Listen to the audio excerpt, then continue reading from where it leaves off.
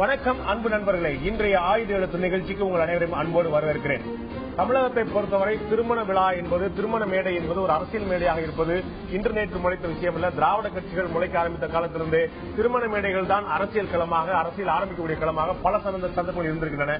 அப்படி ஒரு திருமண மேடை இன்றும் நேற்றும் ஒரு அரசியலுக்கான புதிய கூட்டணிக்கான ஒரு அச்சாரமாக, புதிய கூட்டணிக்கான ஒரு வித்தாக அமைந்திருக்கிறது. மறுமலர்ச்சி திராவிட முன்னேற்ற கழகம், திராவிட முன்னேற்ற கழகம், பாட்டாளி மக்கள் கட்சி என்று 3 துருவங்களில் இருந்த 3 கட்சிகள் ஒரே நேர்கோட்டில் சந்திப்பதற்கான சந்தர்ப்பம் என்று கிடைத்திருக்கிறது. அரசியல் நாகரிகம் என்று ஒருவரில் அவர் சொன்னாலும் கூட அதற்கு பின்னால் புதைந்திருக்கக்கூடிய 1000 அர்த்தங்கள் அரசியல் பார்வையாளர்கள் அனைவருக்கும் புரிந்தே இருக்கின்றன. ஒரு புதிய கூட்டணிக்கான அச்சாரமா அதிமுகவை எதிர்த்து இந்த கட்சிகள் எல்லாம் ஒருங்கிணைக்கக்கூடிய ஒரு முயற்சி இருக்கிறதா? அப்படியானால் தமிழகத்தில் இருக்கக்கூடிய தேசிய ஜனநாயக கூட்டணி நிலைமை என்னானது? பல்வேறு கேள்விகள் எழுந்திருக்கின்றன. அதை பற்றி தான் இன்றைய ஆயுத நிகழ்ச்சி நாம் விவாதிக்க இருக்கிறோம். அதற்கு முன்னால் நமது சிறப்பு செய்தியாளர் சலீம் கொடுக்கக்கூடிய கூடுதல் தகவல் என்ன இப்போது பார்க்கலாம். திரு வைகோ அவர்களும் திரு ஸ்டாலின் அவர்களும் 8 வருடம் கழித்து சந்தித்திருப்பதால் அரசியல் விமர்சகர்கள் என்ன சொல்றாங்க அப்படின்னா, ஒருவேளை வருகின்ற சட்டமன்ற தேர்தல்கள்ல 2 பேரும் கூட்டணி வைப்பார்களா, கூட்டணி வைத்து தேர்தலை சந்திப்பார்களா, இந்த கேள்வியை எழுப்பியிருக்காங்க. இது மட்டுமல்ல, திரு வைகோ அவர்களுக்கும் திமுகவிற்கும் உறவு எப்படி இருந்திருக்கிறது? திரு வைகோ அவர்கள் முதல்ல திமுகவில் தான் இருந்தார். 1993ஆம் ஆண்டு திமுகவில் ஏற்பட்ட கருத்து வேறுபாடு காரணமாக திமுகவிலிருந்து விலகி மதிமுகவை தொடங்கினார். 1996 சட்டமன்ற தேர்தல்கள் வந்தது. தேர்தலை கம்யூனிஸ்ட் கட்சியோடு சேர்ந்து சந்தித்தார். ஆனா கணிசமான தொகுதி வெற்றி பெற முடியவில்லை. இதற்கு காரணம், அப்பொழுது ஆளும் கட்சியான அதிமுகவுக்கு எதிராக ஒரு அலை வீசியது. அந்த அலையில திமுகவும் தமிழ் மாநில காங்கிரசும் பலனடைந்தார்கள், கணிசமான தொகுதியை வெற்றி பெற்றார்கள். அதற்கு பிறகு வந்த நாடாளுமன்ற தேர்தல்கள்ல பாஜக கூட்டணியில திரு வைகோ அவர்களும் அதிமுகவும் இருந்தார்கள். ஆனால் அதிமுக என்ன பண்ணாங்க அப்படின்னா, சப்போர்ட்டை வாபஸ் வாங்கியதால் அப்பொழுது பாஜக அரசே கவிழ்ந்தது. ஆனால் திமுக அந்த வெற்றிடத்தை நிரப்பினார்கள். அப்பொழுதுதான் முதல்ல திமுகவும் மதிமுகவும் ஒரே கூட்டணிக்குள் வந்தது. அப்ப மதிமுகவை சேர்ந்த ஒருவர் மத்திய அமைச்சராகவும் ஆனார். அதற்கு பிறகு வந்த சட்டமன்ற தேர்தல்கள் 2001ஆம் ஆண்டு 2006ஆம் ஆண்டு 2 சட்டமன்ற தேர்தல்களிலும் மதிமுகவும் திமுகவும் கூட்டணியில ரொம்ப நெருங்கி வந்தார்கள். பட் இருந்தாலும் கூட்டணி கடைசி நேரத்தில் உடைந்தது. போதுமான தொகுதி மதிமுகவுக்கு கிடைக்கவில்லை. இது மட்டுமல்ல, தேவையான சீட்ஸும் கிடைக்கல அப்படின்னு சொல்லிட்டு கூட்டணி உடைந்தது. இதற்கு பிறகு சமீபத்தில் நடந்த நாடாளுமன்ற தேர்தலில் பாஜகவோட கூட்டணியில இருந்து மதிமுக தேர்தலை சந்தித்தார்கள். இப்பொழுது தமிழகத்தில் இருக்கும் அரசியல் சூழ்நிலை காரணமாக அனைத்து எதிர்கட்சிகளும் ஒன்று சேர்ந்து அதிமுகவை எதிர்த்து இந்த தேர்தலை சந்திக்குமா? அதாவது திரு வைகோ அவர்களுக்கும் திரு ஸ்டாலின் அவர்களுக்கும் உண்டான இந்த சந்திப்பானது இதற்கு ஒரு முன்னோடியா? ஒருவேளை தமிழகத்தில் இப்பொழுது ஆளும் கட்சிக்கு எதிராக அலை வீசாத நிலையில் எந்தெந்த கட்சியினுடைய வெற்றி வாய்ப்பு எப்படி இருக்க போகிறது? அதிமுகவை எதிர்த்து அனைத்து எதிர்கட்சிகளும் ஒன்று திரண்டு தேர்தலை சந்திக்குமா என்ற கேள்வியை அரசியல் விமர்சகர்கள் எழுப்பியுள்ளதால் இந்த விவாதம் எழுந்துள்ளது. இதுதான் எழுந்திருக்கக்கூடிய பிரதானமான கேள்வி. புதிய கூட்டணிக்கு அச்சாரமா எதிர்க்கட்சி தலைவர்கள் சந்திப்பு, இதை பற்றி தான் இன்றைய ஆயுத எழுத்து நிகழ்ச்சி நாம் விவாதிக்க இருக்கிறோம். இந்த நிகழ்ச்சி நம்முடைய பாஜகவுடைய மாநில செயலாளர் திரு ராகவன் அவர்கள் முன்னிருக்கார். அதே போல மதிமுகவை சேர்ந்த முக்கிய பிரமுகர் திரு அந்தரிதாஸ் அவர்கள் முன்னிருக்கார். அதே போல சென்னை பல்கலைக்கழகத்துடைய பேராசிரியர் திரு ராமு மணிவண்ணன் அவர்கள் முன்னிருக்கார். அதே போல பாட்டாளி மக்கள் கட்சியை சேர்ந்த முன்னாள் எம்பி டாக்டர் செந்தில் அவர்கள் முன்னிருக்கார். உங்க 4 பேரும் இந்த நிகழ்ச்சிக்கு வரவேற்க நண்பர்களே.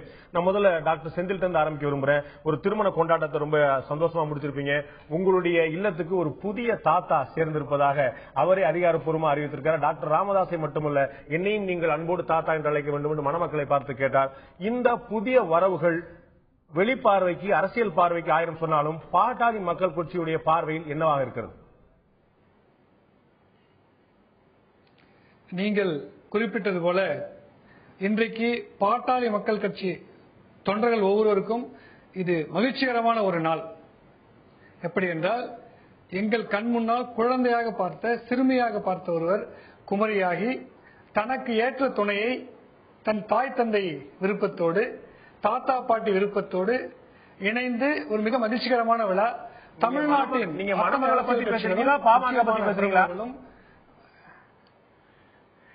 நான் இந்த திருமணத்தை திருமண விழாவாக, மனநிறைவை கொடுத்த ஒரு மகிழ்ச்சிகரமான ஒரு விழாவாக, அந்த மகிழ்ச்சியை தான் பதிவு செய்ய விரும்புகிறேன். இது ஒரு அரசியல் கேட்டது அது நிச்சயமாக மகிழ்ச்சிக்குரிய விஷயம். அதன் தொடர் நிகழ்வாக ஏற்பட்ட விஷயங்கள், அதன் தொடர் நிகழ்வாக இருந்த அரசியல் புதிய வரவுகள், அது அரசியல் புதிய உறவுகள், அதை பற்றி என்னுடைய கேள்வி. எந்த உறவும், எந்த புதிய அரசியல் உறவும் அங்கே உறுதிப்படுத்தப்படவும் இல்லை. அரசியல் ஒப்பந்தங்கள் கையெழுத்து இடப்படவும் இல்லை.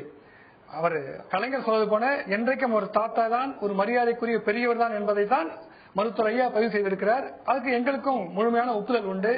தமிழகத்தின் மூத்த அரசியல்வாதி, மரியாதைக்குரிய ஒருவர், அவருடைய 50 ஆண்டுகால அரசியல் வாழ்க்கைக்கான நிறைவு விழாவில் கூட ஐயா அவர்கள் மனநிறைவோடு மகிழ்ச்சியோடு சொல்லுகிறேன், இணையற்ற ஒரு தலைவர் என்று பாராட்டினார். அந்த அளவில் இது ஒரு மனவிழா, மகிழ்ச்சிகரமான விழா. நாங்கள் எல்லாம் மகிழ்ச்சியாக வீட்டுக்கு சென்று கொண்டிருக்கிறோம்.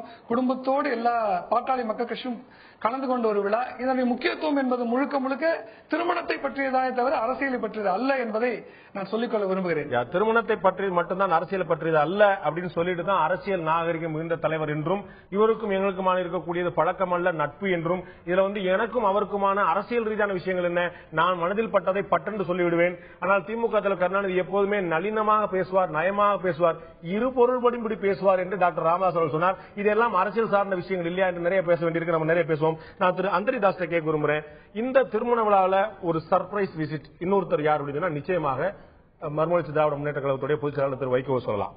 அவங்க வைகோ நம்ம பொது மேடையில பார்க்கக்கூடிய விஷயம் ஒரு அரசியல் எந்த அணியாக இருந்தாலும் தனிப்பட்ட உறவுகளை தொடர்ந்து வலுப்படுத்திட்டு கொண்டு இருக்கிறவரை இங்க ஒரு திருமண விழாவுக்கு வந்ததுல யாருக்குமே ஒரு பெரிய வியப்பு கிடையாது. ஒரு பாட்டாளி மக்கள் கட்சியோட திருமண விழாவில் வைகோவா அப்படின்னு கேள்வி யாருமே இல்லை.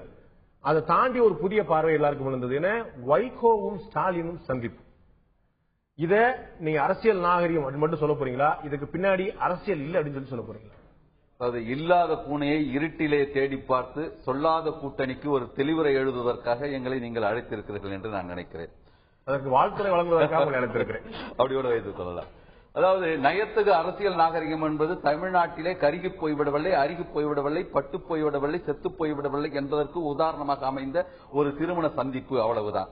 இன்னும் சொல்ல வேண்டும் என்று சொன்னால், இன்றைய தினம் விமானத்திலே கூட 2 பேரும் தலைவர் வைகோ அவர்களும் ஸ்டாலின் அவர்களும் பேசிக்கொண்டுதான் போனார்கள். விமான நிலையத்திலே கூட என்ன சொன்னார் என்று சொன்னால், நாங்கள் குடும்பமாக ஒன்றிணைந்தவர்கள், ஆகவே பரஸ்பரம் விசாரித்துக் கொண்டோம். இன்னும் தேர்தலுக்கான சூழல் இன்னும் அதிகமாக நேர காலம் இருக்கிறது, அவகாசம் இருக்கிறது என்று சொல்லியிருக்கிறார். இப்பொழுது வந்திருக்கின்ற சிற்றறிவு கேட்டிய வகையில திரு வைகோ அவர்கள் மதுரைக்கு விமானம் பிடிப்பது குறைஞ்சபட்சம் வாரத்துக்கு 2 முறையா நடக்கக்கூடிய விஷயம். அவரு திரு ஸ்டாலின் அவர்கள் மதுரையில 1000 சர்ச்சைகள் இருந்தாலும் கூட பல முறை மதுரைக்கு விமானம் போயிருக்கிறாரு. ஆனா ஒரு முறை கூட 2 பேரும் சந்திச்ச மாதிரியே தெரியல. இன்னைக்கு விமான நிலையத்தில் இறங்கினதுல இருந்து போய் தனியா லாபியில் உட்கார்ந்து பேசுறது, ஒரே விமானத்தில் போனதுல இருந்து எல்லாமே எதேச்சா நடந்ததாகவே நம்பல. தேவர் ஜெயந்திக்காக போகும்பொழுது நேற்றைய தினம் திருமணத்தில் இருந்துவிட்டு இன்றைய காலைக்கு தான் போக முடியும். அந்த விமான நிலையத்தில் பேட்டி கொடுக்கும் பொழுது கூட தலைவர் வைகோ என்ன சொன்னார் என்று சொன்னால், இப்பொழுது தோண்டி இருக்கின்ற மேகங்கள் வடகிழக்கு பருவமழைக்கான மேகங்கள், இன்னும் தேர்தல் காலம் இருக்கிறது, தேர்தல் கால அவகாசம் இருக்கிறது, அதை நாங்கள் சிந்திப்போம். இது ஒரு குடும்பத்தோடு நாங்கள் ஒன்றிணைந்த காரணத்தால் பரஸ்பரம் விசாரித்துக் கொண்டும் அவ்வளவுதான் என்று சொல்லியிருக்கிறார். ஆக இதற்கு மேல் என்ன அதாவது தமிழ்நாட்டிலே வடபுலத்தை போல எல்லோரும் ஒருவர் சந்தித்து பேசுவதே ஒரு அபூர்வமான நிகழ்ச்சி ஆகிவிட்ட அந்த சூழ்நிலையிலே இது ஒரு புதுமையான ஒரு கோணத்திலே நீங்களாம் பார்க்க வேண்டிய சூழ்நிலை அரும்பி இருக்கிறது. வைகோவும் சந்தித்தது மட்டுமல்ல, உங்களுக்கு நினைவு இருக்கும் நடைபயணம் மேற்கொண்ட போது உங்கள் தலைவரை தமிழக முதலமைச்சராக இருந்த ஜெயலலிதா சந்தித்தார். அது கூட ஒரு மிகப்பெரிய திருப்பு முனை. அரசியல் நாகரிகமும் வைகோவும் பற்றி பேசுவதற்கு நிறைய இருக்கு. நிச்சயமா இந்த சந்தேகம் அப்பொழுது கூட அப்படித்தான் சொன்னார்கள். அதாவது எதேச்சையாக போய்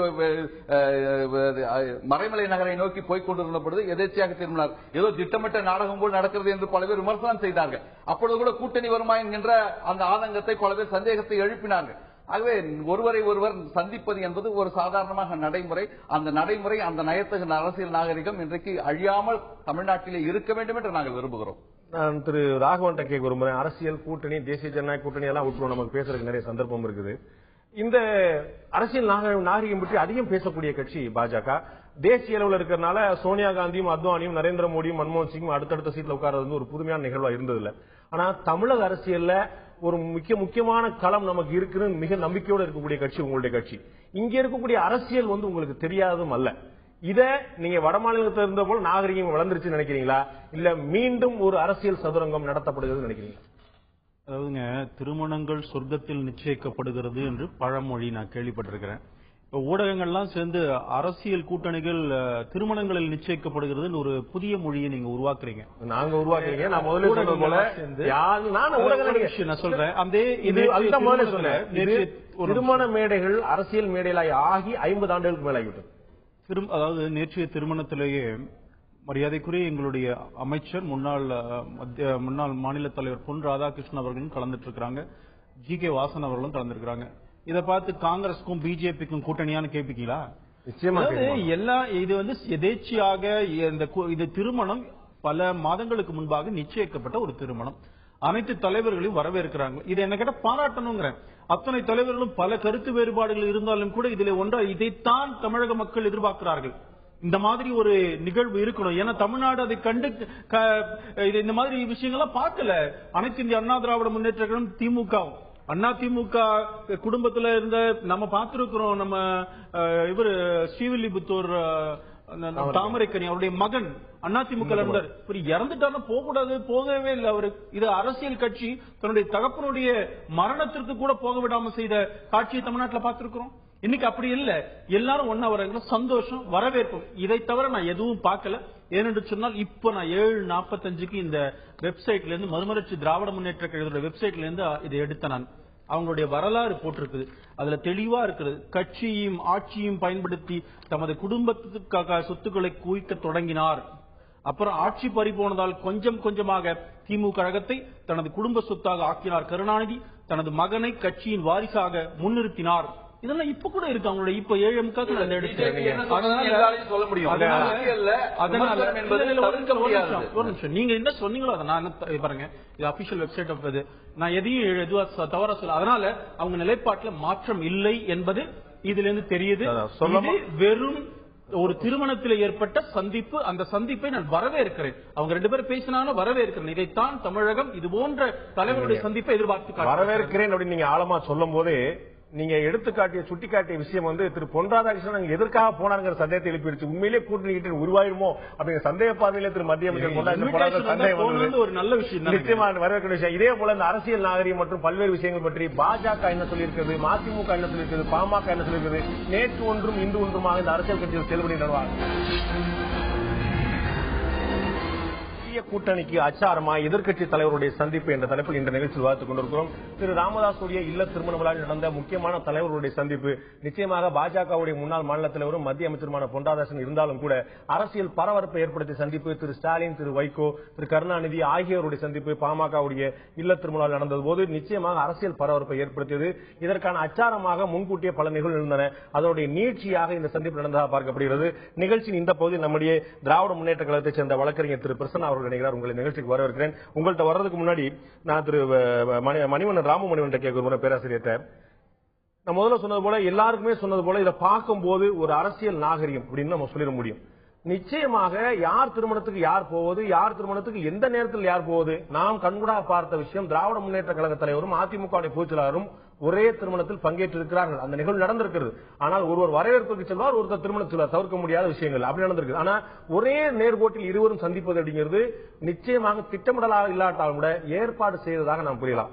இதில் பாட்டாளி மக்கள் கட்சி ஒரு பங்களிப்பை, ஒரு ரோலை திட்டமிட்டே செய்திருக்காங்க நினைக்கிறீங்களா? திட்டமிட்டு அவ்வளவு உறுதியாக திட்டமிட்டு செய்ததாக சொல்ல முடியாது, சொல்லவும் கூடாதும் கூட. ஒரு நாகரிகத்திற்காக இது ஒரு திருமண நிகழ்வு. வெளிப்படையா பேச வெளிப்படையா அது வெளிப்படையா பேசுங்க. அதற்கான உளவியலோ அல்லது மன ரீதியாகவோ இதுக்கு திட்டமிட்டு அவர் அந்த ஒரு சந்தர்ப்ப சூழ்நிலையால் 2 பேரும் சந்தித்து இருக்கலாம் கூட. ஆனாலும் இருந்தாலும் ஒரு முக்கியமான ஒரு உண்மையை சொல்ல வேண்டும் என்றால், ஒன்று ஒரு திருமண நிகழ்வு, அரசியல் நாகரிகம், மனிதநேயம், மனித நட்பு ஒருபுறம். அதே சமயத்தில் இன்றைய சூழலில் குறிப்பாக 2 மாதங்களுக்கு மேலாக தமிழக அரசியலில் மிகப்பெரிய மாற்றங்கள் நிகழ்ந்து வருகின்றன. இந்த மாறுதல்களை கூட நாம் ஒதுக்கி வைத்துவிட்டு இந்த சந்திப்பினை நாம் புறக்கணிக்க கூடாது என்பதை தான் நான் சொல்ல விரும்புகிறேன். 2 பக்கத்திலும் பார்க்க வேண்டிய நியாயங்கள் இருக்கின்றன. ஒன்று மனிதநேயம், நட்பு, திருமண நிகழ்வு. அதே சமயத்தில் இத்தகைய நிகழ்வுகள் நிறைய நடந்திருந்தாலும் கூட இன்றைய சூழலில் தமிழக அரசியலில் மிகப்பெரிய ஒரு அரசியல் மாற்றங்கள் நிகழ்ந்து கொண்டிருக்கின்றன. ஆதலால் இந்த சந்திப்பினை நாம் தவிர்க்க கூடாது. அதற்கான காரணங்களையும் நாம் விவாதிக்க வேண்டும் என்றுதான் நான் சொல்ல விரும்புகிறேன். 2 பக்கத்திலும் இருக்கின்ற அதுக்கான காரணத்தை தேடுறதுக்கான முயற்சி தான் இந்த நிகழ்ச்சி. நான் திரு பிரசன்னாட்ட கேட்க விரும்புறேன். நான் ஏற்கனவே நிகழ்ச்சி ஆரம்பிக்கும் போது சொன்னேன், பாட்டாளி மக்கள் கட்சியில அந்த நிறுவனுடைய பேட்டி திருமணத்துல சொல்லும் போது நானும் ஒரு தாத்தாவா இருந்து சொல்லியிருந்தேன், ரொம்ப சந்தோஷப்பட்டிருவேன் திமுக தலைவர் சொன்னதை விட அப்படின்னா. சோ அது திரு ராமதாஸ் உறுதிப்படுத்துற இது பழக்கம் அல்ல நட்புன்றார். திமுக தலைவர் ஒருபடி மேல போய் நட்பும் அல்ல உறவு அப்படின்னு சொல்லி கொண்டு விட்டார். சோ இது அடுத்த 2016 ஆண்டுக்கான அரசியல் உறவின் அச்சாரம் இது என்றால் நீங்கள் மறுப்பீர்களா? இல்ல, இந்த பார்வையை நான் முதல்ல தப்புன்றேன். ஆமா, நிச்சயமா அது ஈரோட்டு கண்ணாடி போட்டு பாத்தீங்கன்னா நிச்சயமா தெளிவான ஒரு பார்வை கிடைக்கும் நான் நம்புறேன். எனக்கு அதுல சரியான நம்பிக்கை இருக்கு. அதுல ராகவன் ஒத்துக்க மாட்டாரு, கோல்வால்கர் கண்ணாடி போட்டு பார்த்தாதான் சரியா இருக்கும் அப்படிம்பாரு. அந்த விவாதத்துக்குள்ளார போக வேண்டாம். இதுல என்ன தப்புங்கிற ஒரு அரசியல் இல்ல. இந்த விவாதத்துல இதுக்கு முன்னாடி பேசுற 4 பேர்ல ஒருத்தரோ இல்லாட்டி நெறி பண்ற நானும் ஒரு தடவை கூட இப்படி ஒரு சரி நடக்கலாமா அப்படின்னு நான் கேட்கல.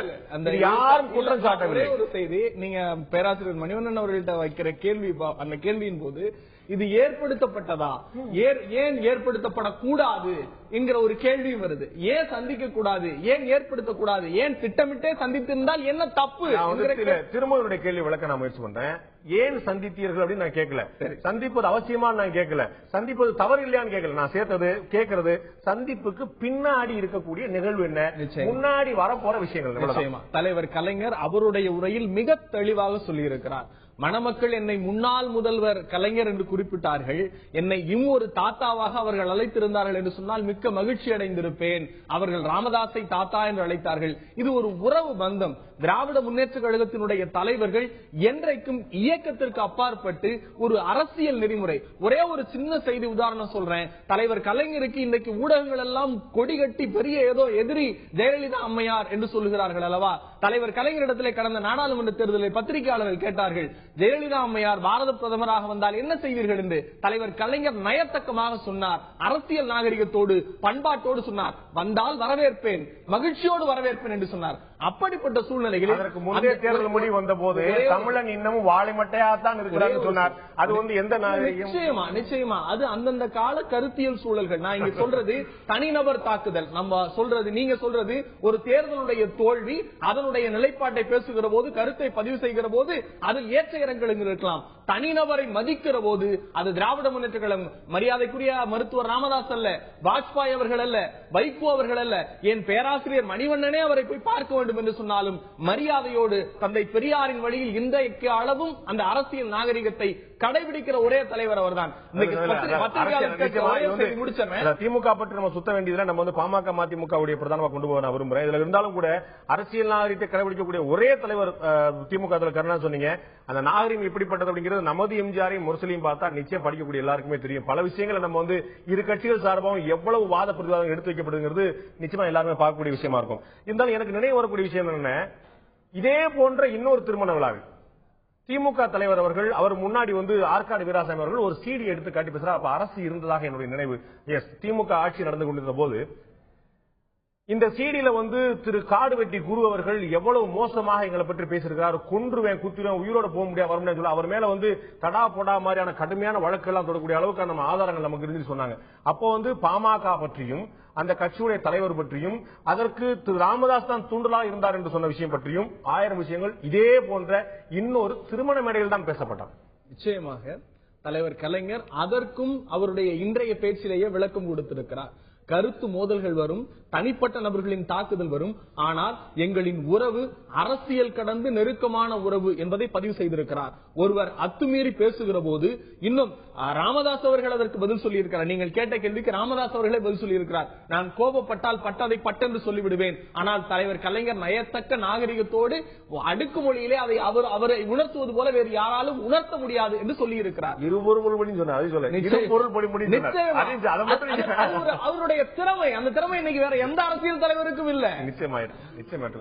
நான் கவனிச்சதுல இன்னொன்னு சொன்னார், மதிமுக வந்தால் வரவேற்கிறேன்னு சொன்னாரு, பாமகவுக்கு பொதுக்குழு முடிவு பண்ணணும்னு சொன்னார்.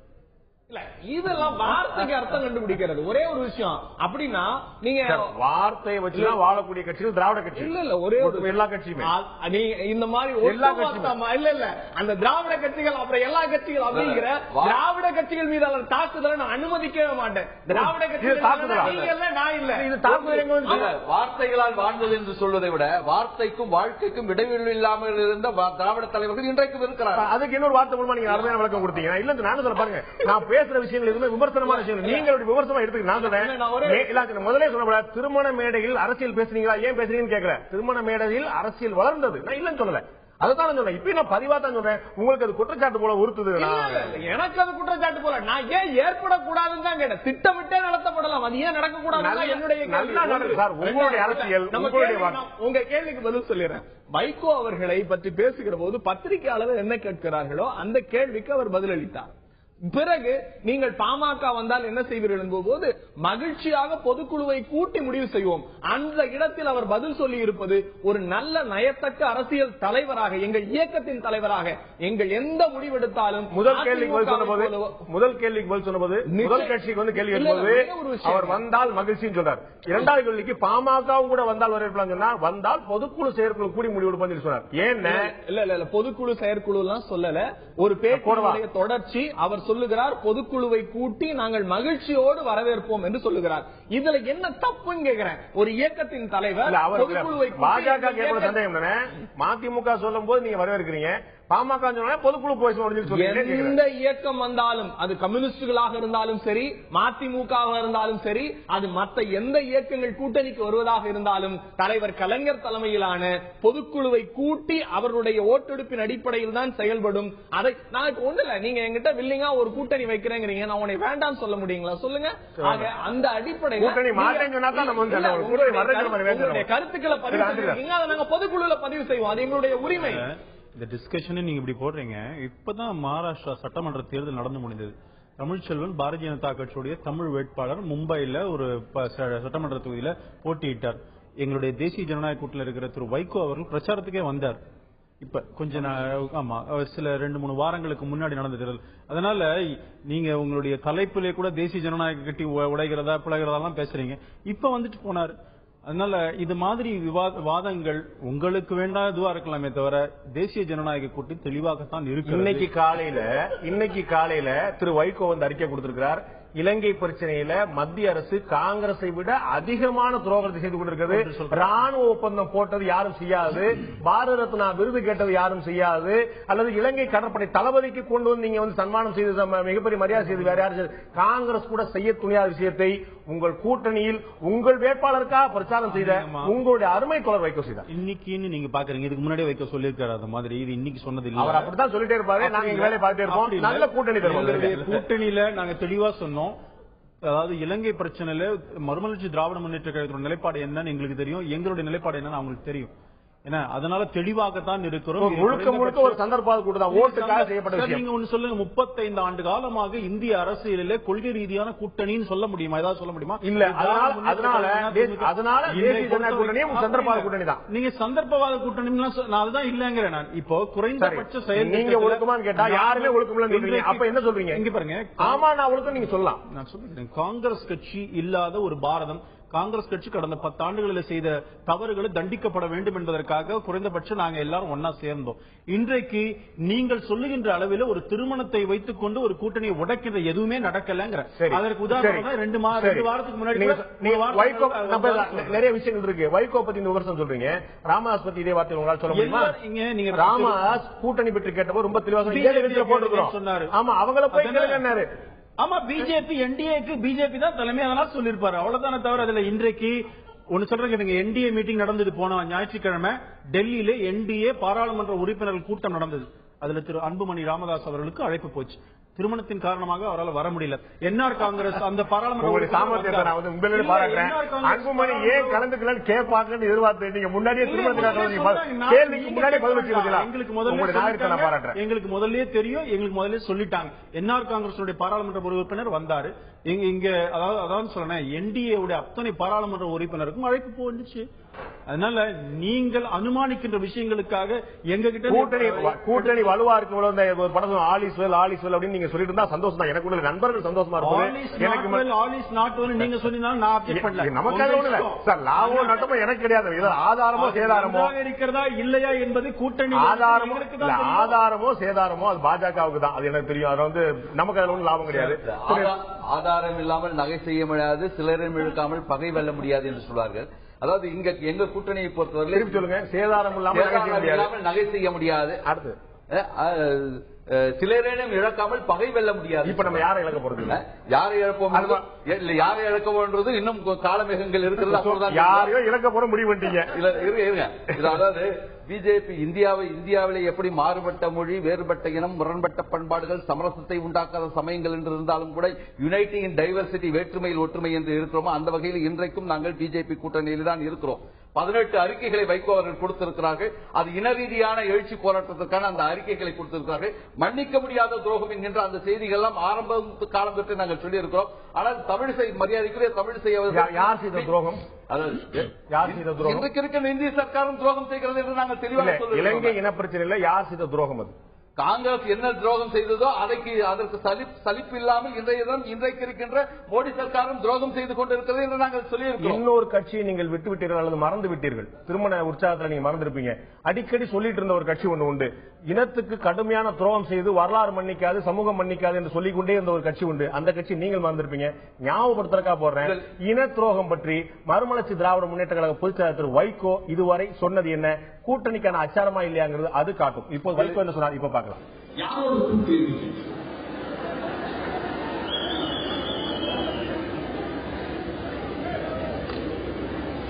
திராவிட முன்னேற்ற கழகத்தோடு ஏதாவது வாய்ப்பு வருமா?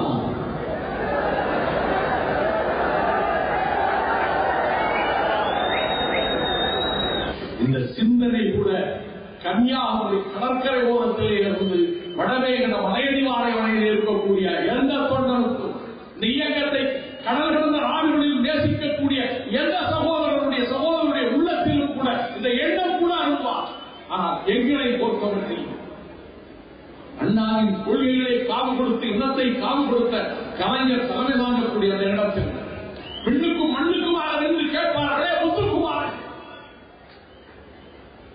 தமிழர்களின் ரத்தம் தோய்ந்த கலைஞரோடு சிங்களவன் அவனுக்கு உதவிய காங்கிரஸ் பங்காளியாக இருந்த திராவிட முன்னேற்ற கழகத்தின் தாமை ஒருபோதும் இல்லை. ஒருபோதும் கூட்டணி வைக்க மாட்டோம். காங்கிரஸ் மட்டுமல்ல, அவரோட கூட்டணியில் இருந்த திராவிட முன்னேற்ற கழக தலைமை என்று மறுமலர்ச்சி திராவிட முன்னேற்ற கழக பொதுச்செயலாளர் திரு வைகோ சொன்னார். நீங்க மறந்துட்டீங்க, அதனால உங்களுடைய தலைவர் வாழ்த்து ஞாபகப்படுத்துறேன்.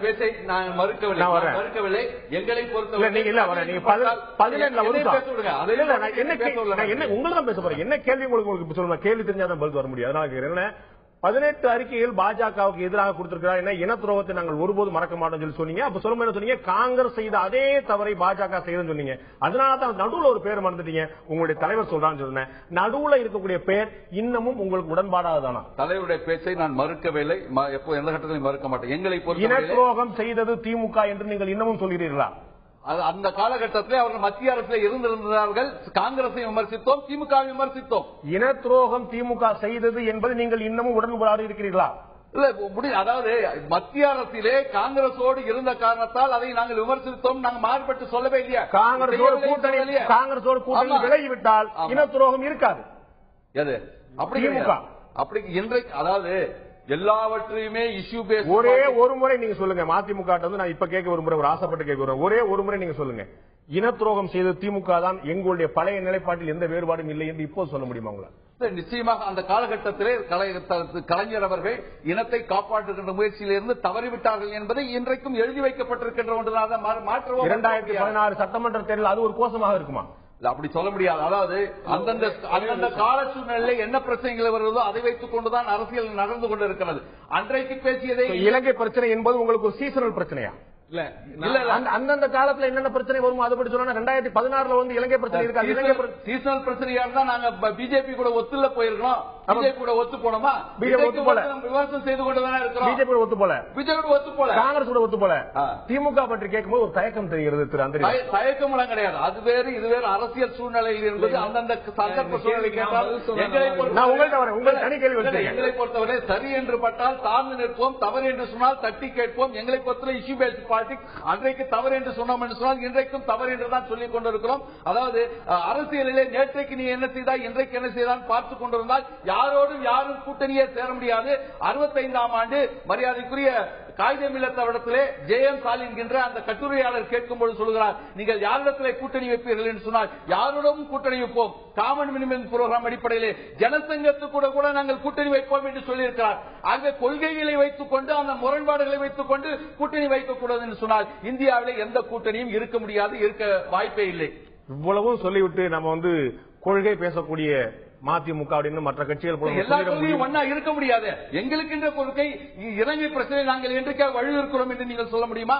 இல்ல, நீங்க அப்ப காங்கிரஸ் கூட கூட்டணி வச்சிடலாமே, பாஜக கூட கூட்டணி தொடரலாமே. எப்படி மதிமுக திமுக செய்ததை காங்கிரஸ் செய்ததை பாஜக செய்ததை எல்லாமே ஒரே போது காங்கிரஸ் திமுக விமர்சித்தோம், இப்பொழுது பிஜேபி விமர்சிக்கிறோம். இதுல இருந்து நாங்கள் சரியான பாதையில போகிறோம் என்று இதுவரை நீங்கள் சரியான பாதை தான் போயிட்டு இருந்தீங்க, யாருமே மாற்றி சொல்ல முடியாது. நாங்க இனிமேலும் அந்த சரியான பாதையா பாதை மாறுகிறதா அப்படிங்கிறத கேள்வி. இதுவரை அல்ல காலச்சூழல் இன்றைக்கு இருக்கின்ற மேகங்கள் வடகிழக்கு பருவமழைக்கான மேகங்கள், அந்த தேர்தலுக்கான மேகங்கள் 1.5 வருடம் இருக்கிறது. அப்பொழுது இருக்கின்ற எண்ண ஓட்டம், அப்பொழுது இருக்கின்ற மக்களுடைய மனநிலை, அப்பொழுது இருக்கின்ற சூழ்நிலை, அப்பொழுது இருக்கின்ற தமிழ்நாட்டினுடைய அரசியல் தட்பவெட்ப சூழ்நிலை, இவர்களை வைத்துத்தான் கூட்டணி அமைக்க முடியும். 2016 வரக்கூடிய அரசியல் தட்பவெட்ப சூழ்நிலை இலங்கை இனப்பிரச்சனை பற்றின அடிப்படை கருத்துக்களையும் அடிப்படை புரிதலையும் மாற்றிவிடுமா? அரசியல் நிகழ்வுகள் உண்மையிலேயே உணர்வுபூர்வமான பிரச்சனையாக சொல்லப்படக்கூடிய பிரச்சனைகள் கூட வாக்கு வங்கி பிரச்சனையாக தான் பார்க்கப்படுகிறதா?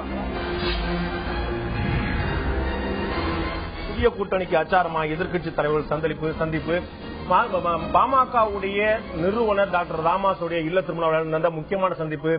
ஸ்டாலின் அவர்களும் ராமதாசும் வைகோவும் கருணாநிதியும் 4 பேரும் சந்தித்த சந்திப்பு ஒரு அரசியல் பின்புலங்கள் கொண்டது. இதனுடைய அரசியல் நீட்சி வேறு அதிகம் இருக்குது என்ற பார்வை அரசியல் பார்வையாளர் மத்தியில் வலுவா வைக்கப்படுகிறது. நான் டாக்டர் செந்தில் கேட்க விரும்புகிறேன், பாட்டாளி மக்கள் கட்சியுடைய முன்னாள் எம்பி டாக்டர் செந்தில் கேட்க விரும்புகிறேன். இதுல அரசியல் நிகழ்வு இல்ல, இது குடும்ப நிகழ்வா மட்டும்தான் பாக்குறோம், இதுக்கு மேல எங்களுக்கு எதுவுமே இல்ல, வேற எந்த பார்வையும் இல்லைன்னு நீங்க பதிவு பண்ணீங்க. இப்ப நடந்த 2 செக்மெண்ட் நடந்த விவாதத்தை நீங்க முழுமையா பாத்துருக்கீங்க. இதுல அரசியல் பின்புலம் எவ்வளவு இருக்கிறது, அரசியல் காரணிகள் எவ்வளவு இருக்கிறது, பதில் சொல்ல வேண்டிய விஷயங்கள் எவ்வளவு இருக்குன்னு உங்களுக்கு தெரியும். பாட்டாளி மக்கள் கட்சியும் கூட பதில் சொல்ல வேண்டிய விஷயங்கள் பொதுமக்கள் பார்வையில நிறைய இருக்குன்னு நினைக்கிறேன். உங்களுக்கு மறுப்பு இருக்கா? எல்லா அரசியல் கட்சிகளுக்கும் பதில் சொல்ல வேண்டிய விஷயங்கள் நிறைய இருக்கும். என்னை பொறுத்தவரை இதுல அரசியலா பார்க்கக்கூடிய விஷயம் என்று ஒன்றுதான் இருக்குது. பாட்டாளி மக்கள் கட்சியை தனிமைப்படுத்தி விடலாம் அல்லது பாட்டாளி மக்கள் கட்சி தனிமைப்பட்டு விட்டது என்ற தோற்றத்தை உருவாக்க முயற்சித்தவர்களுக்கு ஒரு திருமண விழாவுக்கே இத்தனை அரசியல் முக்கியத்துவம் இருக்கிறது என்றால் இன்றைக்கு தமிழக அரசியலிலே பாட்டாளி மக்கள் கட்சி எத்தகைய கேந்திரியமான இடத்தில் இருக்கிறது என்பது மட்டும்தான் அரசியல் செய்தி. அந்த செய்தியை எடுத்து பார்க்கும்போது 2016 கேள்விக்கென்ன பதில் நிகழ்ச்சி நமக்கு அளித்த பேட்டியில் டாக்டர் ராமதாஸ் சொன்னார், 2016 பாட்டாளி மக்கள் கட்சி தலைமையில் கூட்டணி அமையும், ஆட்சி அமையும், அதை ஏற்றுக்கொள்பவர்களுக்கு தான் நாங்கள் ஆதரவு தெரிவிப்போம். அது பாஜக இருந்தாலும் சரி, எந்த கட்சியாலும் எங்களுக்கு ஆதரவு தெரிவிக்கும் சொல்லி 2016 பாமக ஆட்சி அமையும், பாமக தலைமையில் கூட்டணி அமையும் கேள்விக்கென்ன பதில் சொன்னார். அப்ப நீங்க சொல்ற அரசியல் மைய கேந்திரம் என்பது பாமக தலைமையிலான கூட்டணியில் திமுக இணைய போகிறது சொல்றீங்களா? நான் சொல்வது என்பது மருத்துவர் ஐயா என்ன சொல்கிறோ அதுதான். 2016 பொறுத்தவரை பாட்டாளி மக்கள் கட்சி விரும்புவது தன்னுடைய தலைமையிலே கூட்டணி அமைய வேண்டும் என்பதுதான். அதுல என்னை பொறுத்தவரை மாற்று கருத்து கிடையாது. மருத்துவர் ஐயா சொல்கிறார், அதை அப்படித்தான் நான் உணர்கிறேன். 2016 என்பது பாட்டாளி மக்கள் கட்சி தன்னுடைய தலைமையிலே கூட்டணி அமைய வேண்டும் என்பதை மட்டுமல்ல, இன்னொரு கருத்தையும் சொல்லியிருக்கிறது. ஏனால் தொடர்ந்து தொலைக்காட்சிகள் இந்த திருமண விழாவையும் நட்பின் அடிப்படையிலே முன்னே சொன்னது போல அருகே வருகிற அரசியல் நாகரிகத்தை மீட்டெடுக்கிற வகையில் நடந்த ஒரு நல்ல நிகழ்ச்சியை திரித்து காட்டுற நிலைமையிலே சொல்ல வேண்டும். இன்னைக்கு தமிழக மக்கள் முன்னால் இருக்கிற சவால் மிகப்பெரிய சவால். 2011 தேர்தலில் மிகப்பெரிய ஊழல் செய்ததாக திமுக புறக்கணிக்கப்பட்டு அதிமுக வந்தது. அதிமுக ஊழல் இல்லாத 3 ஆண்டுகள் நடத்தியதா என்று டாக்டர் செந்தில் சரியா கால கட்சியை விட்ட திமுக அதிமுக. டாக்டர் செந்தில் மன்னிக்கணும், 2011 தேர்தல் சொன்னீங்க, திருப்பி சொல்லுங்க. சரி, 2011 திமுக மிகப்பெரிய ஊழல் செய்து விட்டது, அதற்கு மாற்று வேண்டும் என்று மக்கள் அதிமுகவுக்கு வாக்களித்தார்கள். அந்த 3 ஆண்டு காலத்தில் அதிமுக ஊழல் இல்லாத ஆட்சியை செய்ததா என்றால் இல்லை. இப்ப என்னன்னா திமுக ஊழல் செய்தால் அதிமுகவுக்கு வாக்களிக்க வேண்டும், அதிமுக ஊழல் செய்தால் திமுகவுக்கு வாக்களிக்க வேண்டும் என்ற நிலை மட்டும்தான் தமிழகத்தில் இருக்க வேண்டுமா என்பதுதான் கேள்வி. அப்படி இல்லை, மாற்று கட்சிகளும் ஊழல் செய்ய வாய்ப்பளிக்க வேண்டும் என்று ஐயா நினைக்கிறார். இல்ல மாற்று கட்சிகளும் ஊழல் செய்ய வாய்ப்பளிக்க வேண்டும் சொல்றீங்களா? மாற்று கட்சிகள் ஊழல் இல்லாத ஆட்சியை கொடுக்க வேண்டும் என்பதற்கான வாய்ப்பை உங்களுடைய பார்வையில அதிமுகவாலையும், உங்களுடைய பார்வையில டாக்டர் செந்தில், உங்களுடைய பார்வையில அதிமுகவாலையும் திமுகவாலையும் ஊழலற்ற ஆட்சி வழங்க முடியாது. ஊழலற்ற ஆட்சி மட்டுமல்ல, ஒரு திறமையான ஆட்சியை, மக்களுக்கு நன்மை தருகிற ஆட்சியை வழங்க முடியாது. ரெண்டு கட்சினாலுமே 1967 திராவிட முன்னேற்ற கழகம் ஆட்சிக்கு வந்த போது அண்ணா ஒண்ணு சொன்னார், 50 ஆண்டுகள் நாம் ஆட்சி செய்ய வேண்டும் என்று சொன்னார். இன்னும் 2 வருஷத்துல 50 ஆண்டு முடிய போது அண்ணாவின் கனவை நனவாக்குவது நமக்கெல்லாம் அவசியம்.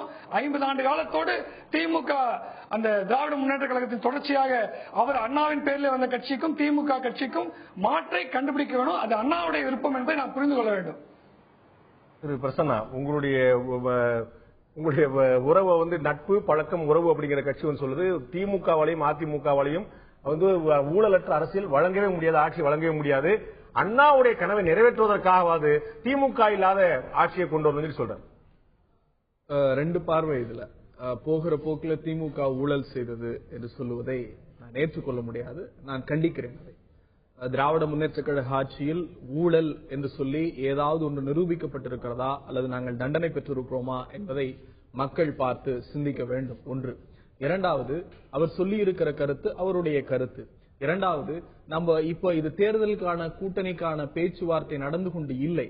இது ஒரு திருமண நிகழ்வு, அரசியல் நாகரிகம் கருதி அரசியல் குறிக்கிறது. இப்பதான் புரியுது திரு கருணாநிதி அவர்கள் ஏன் யோசித்து பொதுக்குழு கூடி முடிவெடுப்போம் சொன்னார். இப்பதான் தெரியுது எனக்கு. ஒரே ஒரு நிமிடம், மாமாக்காக மட்டும் ஒரு அக்கா ஏன் வச்சாங்க எனக்கு இல்ல அது என்றைக்கு நீங்க பாருங்க, ஒரே ஒரு விஷயம், நீங்க மரியாதைக்குரிய அந்திரிதாஸ் அவர்களுக்கு வந்து வைகோ அவர்கள் வந்து தலைவர் கலைஞரை பேசிய பேச்சை போட்டு காமிச்சீங்கல்ல, பொடோ சிறையிலிருந்து அவர் வெளியில வந்த போது அம்மையார் ஜெயலலிதா அவர்களை எப்படி பேசினார் என்பதை அந்த வீடியோவை மக்களுக்கு போட்டு காமிச்சீங்கன்னா ரொம்ப நல்லா இருக்கும். நிச்சயமா அவங்க அந்த இல்ல திருமணத்துல போலங்கனால போட்டு காட்டல, வேற ஒண்ணும் இல்ல.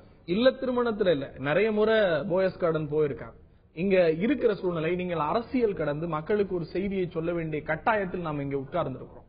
1960களுக்கு பிறகு, என்னை விட இது பேராசிரியர் மணிவண்ணன் அவர்களுக்கு நன்றாக தெரியும், 67க்கு பிறகு யார் யாரோடெல்லாம் கொள்கை சார்ந்த ரீதியில் சேர முடியாது, நாங்கள் கொள்கையில் மாறுபட்டிருக்கிறோம் என்கிற நிலைமை வருகிற போதெல்லாம் ஒரு பொது நோக்கிற்காக, காமன் கோல், காமன் ஆப்ஜெக்டுக்காக விலகி இருந்த துருவங்கள் எல்லாம் ஒன்று சேர்ந்த இந்திய ஜனநாயக வரலாற்று, அரசியல் வரலாற்றை நாம் இல்லை என்று சொல்ல முடியாது. ஒன்று. ஏன் அப்படின்னா இது வந்து இன்னொரு வகையில நாம் பலவீனப்பட்டு இருக்கிறோம் அப்படிங்கறத ஏற்றுக்கிட்ட மாதிரி ஆகாது. இது பலவீனமே கிடையாது. It is not a weakness. இது டெமோக்ரஸியினுடைய growth, இது ஜனநாயகத்தினுடைய வளர்ச்சி. ஒரு பெரிய தனிக்கட்சியினுடைய ஆதிக்கம் மட்டும்தான் ஆள வேண்டும் என்கிற நிலையில் காங்கிரஸ் மட்டும்தான் மத்தியில் ஆள வேண்டும் என்று இருந்த போது ஜனசங்கம் என்கிற ஒரு இயக்கம் தொடங்கி இன்றைக்கு பாரதிய ஜனதாவாக மாறி இருக்கிறது. ஆனால் இன்றைக்கு நடைபெற்றுக் கொண்டிருக்கிற இந்த மாநில, அதாவது ஒட்டுமொத்த இந்திய தேசத்தினுடைய அரசியலும் மாநில கட்சிகளினுடைய பாங்கு உயர்ந்து கொண்டிருக்கிறது, மாநில சக்திகளினுடைய அதிகாரம் வளர்ந்து கொண்டிருக்கிறது. நீங்க இன்னைக்கு இருக்கிற எல்லா இடத்துலயும் தான் நீங்க சொல்றீங்க இல்லையா, இங்க தமிழ்நாட்டுல வந்து பாஜக வர முடியுமா அப்படின்னா திராவிட கட்சிகளினுடைய ஆதிக்கத்தை தாண்டி வர வேண்டும் என்கிற வாதம் வைக்கப்படுகிற போது இங்க அதனுடைய சித்தாந்தத்தினுடைய தாக்கம் வலுவாக நிர்ணயிக்கப்படுகிறது. உங்களுக்கே தெரியும், ஹரியானால வந்து அங்குள்ள மாநில கட்சி தான் ஆண்டுகிட்டு இருந்துச்சு. சிவசேனா வந்து இங்க மகாராஷ்டிராவுக்கு கடுமையான ஒரு பலம் வந்து இப்ப அவங்களையும் தாண்டி பாஜக போயிருக்காங்க. ஜம்மு காஷ்மீர்ல அவங்க நிச்சயமா இந்த கட்சி திரும்ப வர முடியாத நிலைமை அங்க அரசியல் பாராளு சொல்றாங்க. மாநில சக்திகள் வளர்ந்து கொண்டிருக்கின்றன அப்படின்னு இந்த இடத்துலதான் நீங்க பாக்கணும். இங்கு மாநில சக்திகளினுடைய வளர்ச்சி எப்படி இருக்கு அப்படின்னா பெரிய கூட்டணியாக மாறி இருக்கிறது. மகாராஷ்டிரால பெரிய கூட்டணிங்கிறது என்ன, சிறு சிறு கட்சிகளினுடைய கூட்டணி தான் பெரிய கூட்டணி. ஆக சிறு சிறு கட்சிகள் சிறு சிறு குழுக்களாக ஒரு மெயின் பாயிண்ட்ல இருந்து பிரிகிறப்ப ரெண்டு விஷயம் பார்க்கணும். ஒன்னு growth of democracy, ஜனநாயகத்தினுடைய வளர்ச்சி. யார் வேண்டுமானாலும் இயக்கம் தொடங்கலாம், அவர்களுடைய ரெப்ரசன்டேட்டிவ்ஸ், அவர்களுடைய பிரதிநிதித்துவத்திற்காக போராடலாம் என்கிற நிலைப்பாடு வருகிறது. அதை போலவே நீங்க ஹரியானா என்பது ஒரு தேர்தலில் பாஜக வெற்றி பெற்று விட்டதால் முழுவதுமே அங்கே நிலை மாறி இருக்கிறது என்று இல்லை. நீங்க இடைத்தேர்தல்கள் சமீபத்தில் பாரதிய ஜனதாவினுடைய வெற்றிக்கு பிறகு நடந்த இடைத்தேர்தல்கள் பார்த்தோம் என்று சொன்னால் அங்கிருக்கிற முடிவுகள் வேறுபடியாக இருக்கும். இல்ல நீங்க தமிழகத்துக்கு பாருங்க, நம்ம தமிழகத்துல பார்த்தோம்னா 2006 இருந்து 2011 வரைக்கும் ஒரு முழு பெரும்பான்மை இல்லாத அரசு தான் திமுக கொண்டு வர முடிஞ்சது. 2011 தேர்தலில் காங்கிரசுக்காக எவ்வளவு விட்டு கொடுக்க நேர்ந்தாலும் உங்களுக்கு தெரியும். ஆட்சியில இருந்து விலகுறோம் சொல்லிட்டு இங்க அமைச்சர் ஒரு மக்கள் எல்லாம் போனாங்க. அதுக்கப்புறம் போயிட்டு வரல, திருப்பி 60 சீட்டுக்கு வந்து அதிமுக 63 நாயன்மார்கள் சொல்லி கொடுக்கப்பட்டது. உங்களுக்கு திமுக காங்கிரசுக்கு கொடுக்கப்பட்டது. இப்ப எவ்வளவு சமரசம் செய்ய நேர்ந்தது? உங்களுக்கு 120 சீட்டுகள்ல தான் போட்டிட முடிஞ்சது திமுகவாலே. இன்னைக்கு வந்து நம்ம கூட்டணியை ஒரு மிகப்பெரிய வளர்க்கறதுக்கான ஒரு முயற்சி நம்ம வந்து கண்கூடா பாக்குறோம். நம்ம பெரிய கூட்டணியாக இருந்தால், ஒரு மெகா கூட்டணியாக இருந்தால் ஒரு உத்தரவாதமான வெற்றியை பெற முடியும் அப்படிங்கிற முயற்சி பாக்குறோம். அப்ப இது திமுகவுடைய பலவீனம் அப்படிங்கிற சந்தேகம் வராதா? இது பலவீனமே கிடையாது. மாற்று கட்சிகளை அணைப்பதை எப்படி நீங்கள் பலவீனம் என்று பார்ப்பீர்கள்? ஒரே ஒரு விஷயம், பாரதிய ஜனதா இது ஒரு எக்ஸாம்பிள். மோடியினுடைய அலை எல்லா நாடுகளிலும் வீசுகிறது, எல்லா மாநிலங்களிலும் வீசுகிறது என்று சொன்னீர்கள். தமிழகத்தில் இருந்த பாமக, மதிமுக, தேமுதிக என்கிற எல்லா கட்சிகளையும் அனைத்து போட்டியிட்டீர்கள். நீங்க அந்த வேவ் லென்த்ல பார்க்கணும். ஒரு கட்சியினுடைய வளர்ச்சி என்பது அந்தந்த மாநில பிரதிநிதித்துவத்தினுடைய பிரதிநிதித்துவத்தை, நான் ஒரு இயக்கத்தை சார்ந்திருக்கிறேன் என்று சொன்னால் அந்த இயக்கம் எனக்கு தலைமை தாங்குகிறது என்று சொன்னால் என்னோடு வருகிற இயக்கங்களை நான் ஆதரித்துக் கொள்வதில் என்ன தப்பு? அதுக்காக நான் வீக்கா உங்களுடைய கணக்கு என்னன்னா, பாமகவும் மதிமுகவும் பாஜகவோட சேர்ந்து போட்டதுனால தோத்துருச்சு, அவங்க நம்ம கூட சேர்ந்து போட்டிட்டாலும் கரெக்டா இருக்கும் நினைக்கிறேன். நிச்சயமா அப்படி கிடையாது. நான் திரும்பவும் சொல்றேன், இல்ல வெற்றி தோல்விகளை இங்க மையப்படுத்தவே கிடையாது. நீங்க கேட்ட கேள்வி என்பது பிராந்திய மாநில சக்திகளுடைய பிராந்திய கட்சிகள் வளர்ந்து வருகிறது, இந்த இப்ப எல்லாத்தையும் சேர்க்கறதுனால திமுகவினுடைய வலிமை குறைஞ்சிருச்சா அப்படின்னு நீங்க ஒரு கேள்வி வச்சீங்க. அதற்கு தான் நான் பதில் சொன்னேன். திராவிட முன்னேற்ற கழகத்தினுடைய வலிமை என்றைக்கும் குறையாது. மற்ற கட்சிகளை அணைத்துக் கொள்வதில், அந்த கட்சிகளுக்கான பிரதிநிதித்துவத்தை கொடுப்பதில், அந்த கட்சிகளை மதிப்பதனால் திமுக என்பது பலமிழந்தது என்று உங்கள் பார்வையில் தெரிந்தால் உங்கள் பார்வையில் கோளாறை தவிர எங்கள் செயல்பாட்டில் கோளாறு இல்லை. பிரசன்னா அவர்கள் சொன்னதுக்கு நான் பதில் சொல்லியாக வேண்டும். ஏதோ கொடாவிலிருந்து வந்து விட்ட பிறகு நேராக பாய்ஸ் கார்டன் போய்விட்டதை போல சொன்னார்கள். ஒவ்வொரு கட்சியில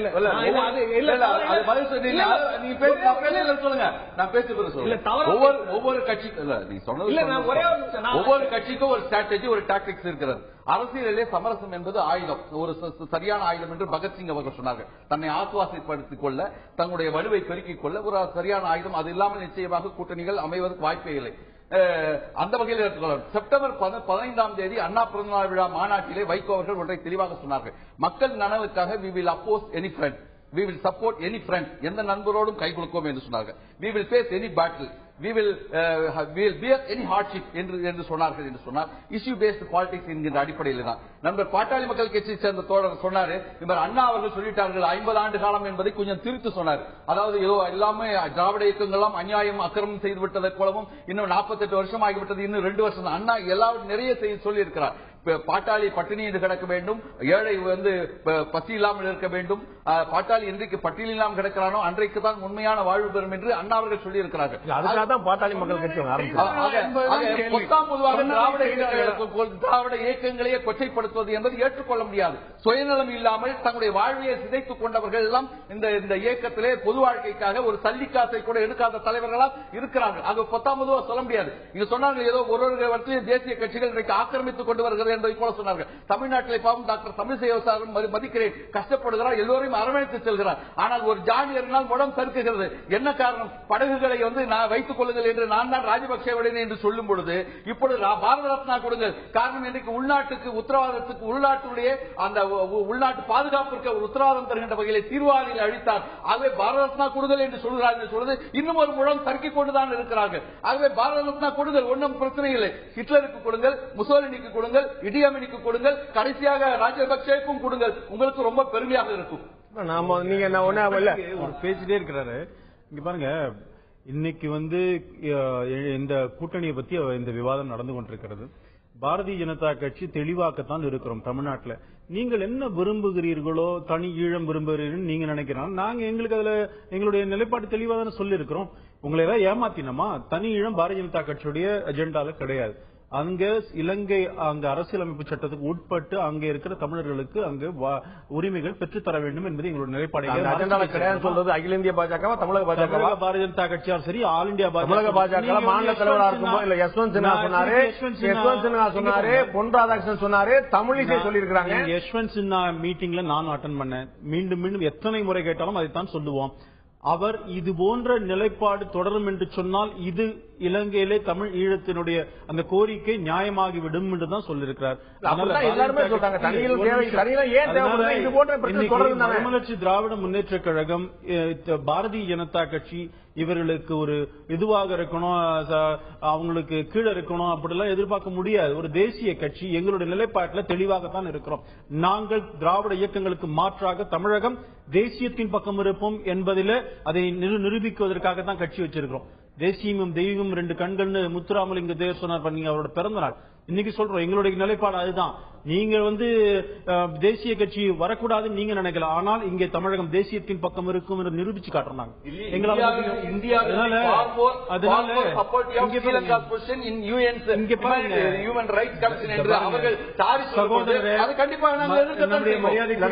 அவர்கள் ஒரு விஷயத்தை கேட்டார், நீங்க வைகோ அவர்களுடைய பேச்சு போட்டு காட்டினார், நீங்க என்ன சொல்றீங்க? அன்றைக்கு அந்த நிலைப்பாடு இன்றைக்கு நாங்கள் முதல்ல பேச ஆரம்பிக்கும் பொழுது அப்படிலாம் இல்லன்னு தெளிவா பேசினீங்க. போட்டு காட்டின உடனே 2016 இப்படி இருப்பீங்களான்னு சொன்ன உடனே நீங்க எவேசிவா இருக்கிறீங்க.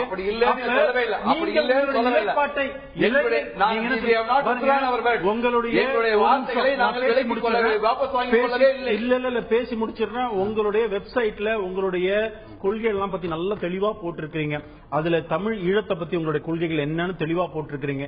இப்ப நீங்க கலைஞர்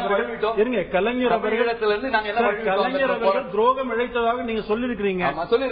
அது ரெக்கார்டு இருக்கு. இப்ப நீங்க என்ன சொல்றீங்க? நீங்க மாற்றிக் கொள்கிறீர்கள். அப்படியே அடுத்த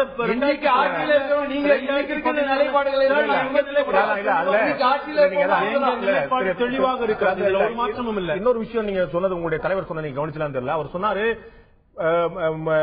முத்துக்குமார் கேப்பானே கன்னியாகுமரியில இருந்து திருவேங்கடம் வரை கூட தமிழெல்லாம் கேட்பானே சொல்லிட்டு சொல்றாரு, ஒருபோதும் திமுகவோட கூட்டணி வைக்க மாட்டோம், இந்த தேர்தலில் வைக்க மாட்டோம் சொல்லி சொல்லல. அவர் சொன்னது ஒருபோதும் கூட்டணி வைக்க மாட்டோம். இதுவாது 96 கட்சி ஆரம்பிக்கப்பட்டப்போ சொன்ன விஷயம். 96 அப்புறம் நிறைய நடந்துச்சு வச்சுக்கோங்க.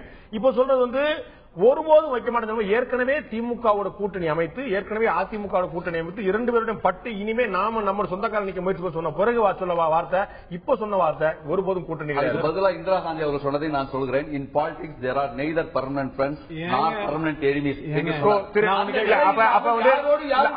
உங்களுடைய பார்வையில திரு வைகோ அடுத்த மேடையில் என்ன சொல்றாரு நான் பொறுத்திருக்கணும் இல்லையா?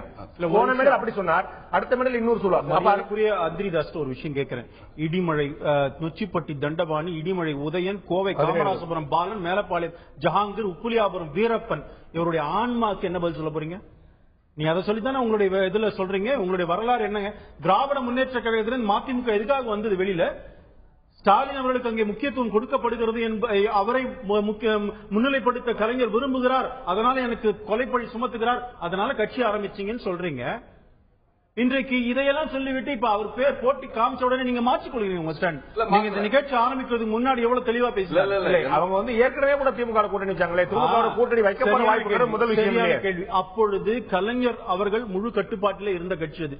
இன்றைக்கு எந்த ஸ்டாலினை எதிர்த்து ஒரு கட்சியை உருவாக்கினீர்களோ அந்த ஸ்டாலினோடு பேசுவதே பெருமையாக இருக்கிறீர்கள், கை குலுக்குவதே பெருமையாக பேசிக் கொண்டிருக்கிறீர்கள். திருமண விழாவிலே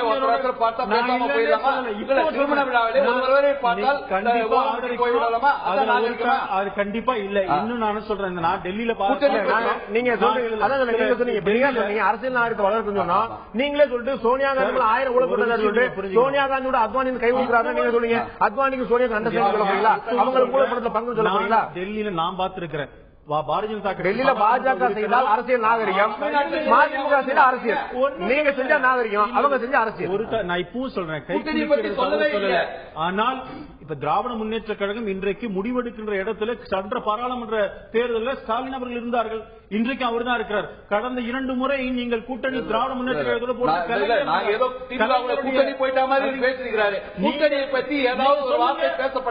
இன்னைக்கு மதுரையில திரு ஸ்டாலின் திரு வைகோ அவர்கள் சொல்றார், கூட்டணி பற்றி திரு கலைஞர் அவர்கள் சொன்னது எனக்கு மிகுந்த மகிழ்ச்சி அளிக்கிறதுன்னு சொல்லியிருக்கிறார். இது கூட்டணி பற்றி வாசகம் அப்படி சொல்லல. இன்னும் கூட்டணியை பற்றி முடிவு செய்வதற்கு கால அவகாசம் இருக்கிறது என்று மதுரையில பசுமன் முத்துராமலிங்க தேவருடைய சிலைக்கு மாலை அணிவித்து விட்ட பிறகு அவர் சொன்ன வாசகம் இருக்கு, நீங்கள் பதிவில் பார்த்துக்கலாம். இன்னொரு முக்கியமான விஷயம் பேசணும். பாமக மிக முக்கியமான ஒரு அரசியல் நாகரிகத்தை தமிழகத்தில் முன்னெடுத்து சென்றிருக்கிற இந்த பார்வை வைக்கப்படுகிறது. அப்படியானால் அரசியல் நாகரிகத்தை இவ்வளவு தூரம் முன்னெடுக்கக்கூடிய பாட்டாளி மக்கள் கட்சி ஏன் தேமுதிக தலைவர் விஜயகாந்துக்கு அழைப்பு வைக்கவில்லை? அப்படி அழைப்பு வைத்திருந்தார்கள் என்றால் ஏன் தேமுதிக தலைவர் விஜயகாந்த் அரசியல் நாகரிகத்தை கடைபிடிக்கவில்லை? புதிய கூட்டணிக்கு அச்சாரமா எதிர்க்கட்சி தலைவர் சந்திப்பு என்ற தலைப்பில் இன்றைய ஆயுதத்தை நிகழ்ச்சி விவாதித்துக் கொண்டிருக்கிறோம். மிக முக்கியமான கேள்வி பாட்டாளி மக்கள் கட்சியிடம் கேட்க வேண்டியிருக்கிறது. ஏன் அரசியல் நாகரிகம் அதிகம் பேசக்கூடிய பாட்டாளி மக்கள் கட்சி அந்த கட்சியுடைய வெற்றிக்காக பாமக போட்டியிட்ட தொகுதியிலெல்லாம் பிரச்சாரம் செய்த தேமுதிக தலைவர் விஜயகாந்தை இந்த திருமண விழாவுக்கு ஏன் அழைக்கவில்லை? நான் பாமகவை சேர்ந்த டாக்டர் செந்தில், முன்னாள் நாடாளுமன்ற உறுப்பினர் டாக்டர் செந்தில் கேட்க விரும்புகிறேன். அரசியல் நாகரிகம், அதற்காக தான் திருமண விழா அழைப்பு, அதனால தான் ஸ்டாலின் வந்தார், அதனால தான் கருணாநிதி வந்தார், அதனால தான் வைகோவுக்கு அழைத்தோம் என்று அரசியல் நாகரிகம் பேசக்கூடிய நீங்கள் ஏன் உங்களுடைய தொகுதிகளில் கடுமையான நாடாளுமன்றத்தில் கடுமையான பிரச்சாரம் செய்த தேமுதிக தலைவர் விஜயகாந்தை ஏன் அழைக்கவில்லை? பிரச்சாரம் செய்தது நன்றிக்குரியது. அவருக்கு முறையாக அழைப்பு விடுக்கப்பட்டது. அவருடைய அலுவலகத்துக்கு சென்று மருத்துவர் அன்புமணி அவர்கள் திருமண அழைப்புதலை அவருடைய அலுவலகத்துக்கே சென்று கொடுத்துவிட்டு வந்தார். ஆனால் இன்றைக்கு காலை நீங்கள் செய்தி அறிந்திருப்பீர்கள், 11 மணிக்கு திரு விஜயகாந்த் அவர்கள் உடல் நலத்தை பார்ப்பதற்காக மலேசியா சென்றிருக்கிறார் மனைவியோடும். உங்களுக்கே தெரியும், நிச்சயமாக முந்தானேற்று அவர் ஒரு ஆர்ப்பாட்டம் நடத்தினார் தமிழகத்தில். முந்தானேற்று ஆர்ப்பாட்டம் நடத்தினார். நேற்று நீங்கள் வரவேற்பு நடத்தினீர்கள். திரு ஸ்டாலின் அவர்கள் நேற்று தான் வரவேற்பு நிகழ்ச்சியில் கலந்து கொண்டார். அவர் விரும்பினால் கலந்து கொண்டிருக்க முடியும். திமுக தலைவர் கருணாநிதி சந்தித்த போது அவருடைய புகைப்படங்கள் எல்லாத்தையும் வந்தன. ஆனால் நீங்கள் அலுவலகத்தில் சென்று கொடுத்தா சொல்லுவீர்கள். அவர் திருமணத்தை வந்து ராமதாஸ் விஜயகாந்த் கொடுக்காம அலுவலகத்துக்கு கொடுத்ததுக்கான காரணம் அவர் இல்லை. நாங்கள் அலுவலகத்துக்கு சென்ற போது வருவதாக இருந்த திரு விஜயகாந்த் அவர்கள் ஏதோ காரணத்தால் வர முடியவில்லை, தவிர்க்க முடியாத காரணத்தால் வர முடியவில்லை. அதனால் அவருக்கு முறைப்படி அழைப்பில் கொடுக்கப்பட்டது. ராமதாஸ் நெருக்கமாக இருந்த திரு சுதீஷ் கொடுத்திருக்கலாம். அது பற்றி ஒரு புகைப்படமாக வந்திருக்கலாமே. திரு சுதீஷுடைய புகைப்படமாக கொடுத்தார். கொடுத்தது புகைப்படம் வர்றதுக்கு காரணம் தெரியாது. கொடுத்தார். நீங்க வந்து நான் அரசியல் நாகரிகத்தை கடைபிடிச்சீங்க உங்களுடைய தரப்புல. டாக்டர் சந்தீர் திரு பிரசன்னாட்ட கேட்க விரும்புறேன், மன்னிக்கிறேன், திரு ராமமணிவன் கேட்க விரும்புறேன். இதுல முக்கியமான ஒரு சந்தேகம், இவங்களுடைய கூட்டணி வந்து இருக்குது இல்லைன்னு சொல்லி சொன்னாலும் கூட ஒருவேளை டிஆர்பிக்காக அரசியல் ஆதாயத்துக்காக டிவியுடைய முன்னேற்றத்துக்காக கூட்டணி அமையுது அப்படின்னு வச்சுக்கிறோம். நம்மளே இவங்க இல்லைன்னா நம்ம சொல்லிடுவோம், அப்படியே போட்டுமே. பாஜக மற்றும் விடுதலை சிறுத்தைகள், திருமாவளவன் மற்றும் காங்கிரஸ், இந்த 3 கட்சியோட நிலைப்பாடு என்னவா? அவர்களுடைய நிலைப்பாடை சொல்வதற்கு முன்பாக ஒரு சிறிய கேள்வியை நான் எல்லா அரசியல் கட்சிகளுக்கும் எழுப்ப விரும்புகின்றேன். நீங்கள் கூட்டணி சேர்வதும் கூட்டணி பிரிவதும் உங்களுக்கு தேவைப்படும் போது செல்லுகின்றீர்கள். இன்றைக்கு தமிழக அரசியலில் ஏதேனும் ஒரு கட்சி தனியாக நின்று தேர்தலை சந்திக்கும் அளவுக்கு உங்களுக்கு துணிச்சல், அரசியல் தேர்தல் ரீதியான துணிச்சல் இருக்கின்றதா? அந்த கேள்வி. ஏனெனில் இப்பொழுது பேசுகின்றவர்கள் அனைவருமே ஒரு அரசியல் மேடையாகத்தான் இதை நடத்தி கொண்டிருக்கின்றோம். இந்த விவாதத்தை, இந்த விவாதத்தின் ஒரு முக்கியமான கருத்து ஒன்று, கூட்டணியில் சேருவதற்கும் பிரிவதற்கும் எங்களுக்கு ஒரு கொள்கையே கிடையாது என்பது எல்லா கட்சிகளும் ஏற்றுக்கொண்டன. அப்படி சொல்ல கொள்கை எல்லாருக்கும் தனித்தனியா உண்டு. இது வந்து உடன்பாடுதான். உடன்பாடு என்று சொல்லும் பொழுது நீங்கள் ஒரு தனி இடம் என்பதை சொல்லும் பொழுது மதிமுகவிற்கும் பாரதிய ஜனதா கட்சிக்கும் மிகப்பெரிய ஒரு இடைவெளி இருக்கிறது. அவங்க ரொம்ப தெளிவா இருந்தாங்க. திரு ராகவன் சொன்னது போல தனி இளம் தான் தீர்வு என்று மதிமுக உறுதியா இருக்கிறது, தனி இளம் வாங்கி தர முடியாது பாஜக உறுதியா இருக்கிறது. அதுல 2 மாற்றல. அவர்கள் வந்து ஒரு பொருந்தா கூட்டணி நீங்க சொல்றீங்க. இணைப்பு பாலம் என்றது தேர்தல் தான். இணைப்பு பாலம் என்று சொல்லும் பொழுது ஒரு தேர்தல். அதே சமயத்தில் திமுக அதிமுக அல்லது திமுக மதிமுக ஒரு இடைவெளி என்று சொல்லும் பொழுது கூட இன்றைய ஒரு சூழலில் அரசியல் மாற்றங்கள் நிகழ்ந்து வருகின்றன. ஒரு வெற்றிடம் என்று சொல்லவில்லை, நிச்சயமாக ஒரு அடித்தளத்தில் மாற்றங்கள் நிகழும் போது அனைவருமே போட்டியிட பத்தி பேசும்போது இன்னைக்கு அதிமுக தவிர, நேற்று அதிமுக தவிர, இதுக்கு முன்னாடி வரைக்கும் அதிமுக தனியா போட்டிட்டு இன்னைக்கு வந்து அவர்களுக்கு அவருடைய ஆதாயத்துக்கு பிறகு இன்னைக்கு நம்ம சொல்லலாம் கட்சிகளுமே ஆதாயம் 2014 கூட்டணிக்கான முயற்சிகள் பண்ணாங்க. கடைசி நேரம் கூட்டணி தொகுதி உடன்பாடு சரியா வரலனால தான் கூட்டணி போறாங்க. கூட்டணி மாற்றம் சொல்ல சொன்னதுல ஒரு சின்ன உடன்பாடு. அவர் ப்ரொஃபசர், நான் ஸ்டூடெண்ட் தான். ஏன்னா அவங்க கத்துக் கொடுத்ததை நான் பதிவு செய்ய விரும்புறேன்.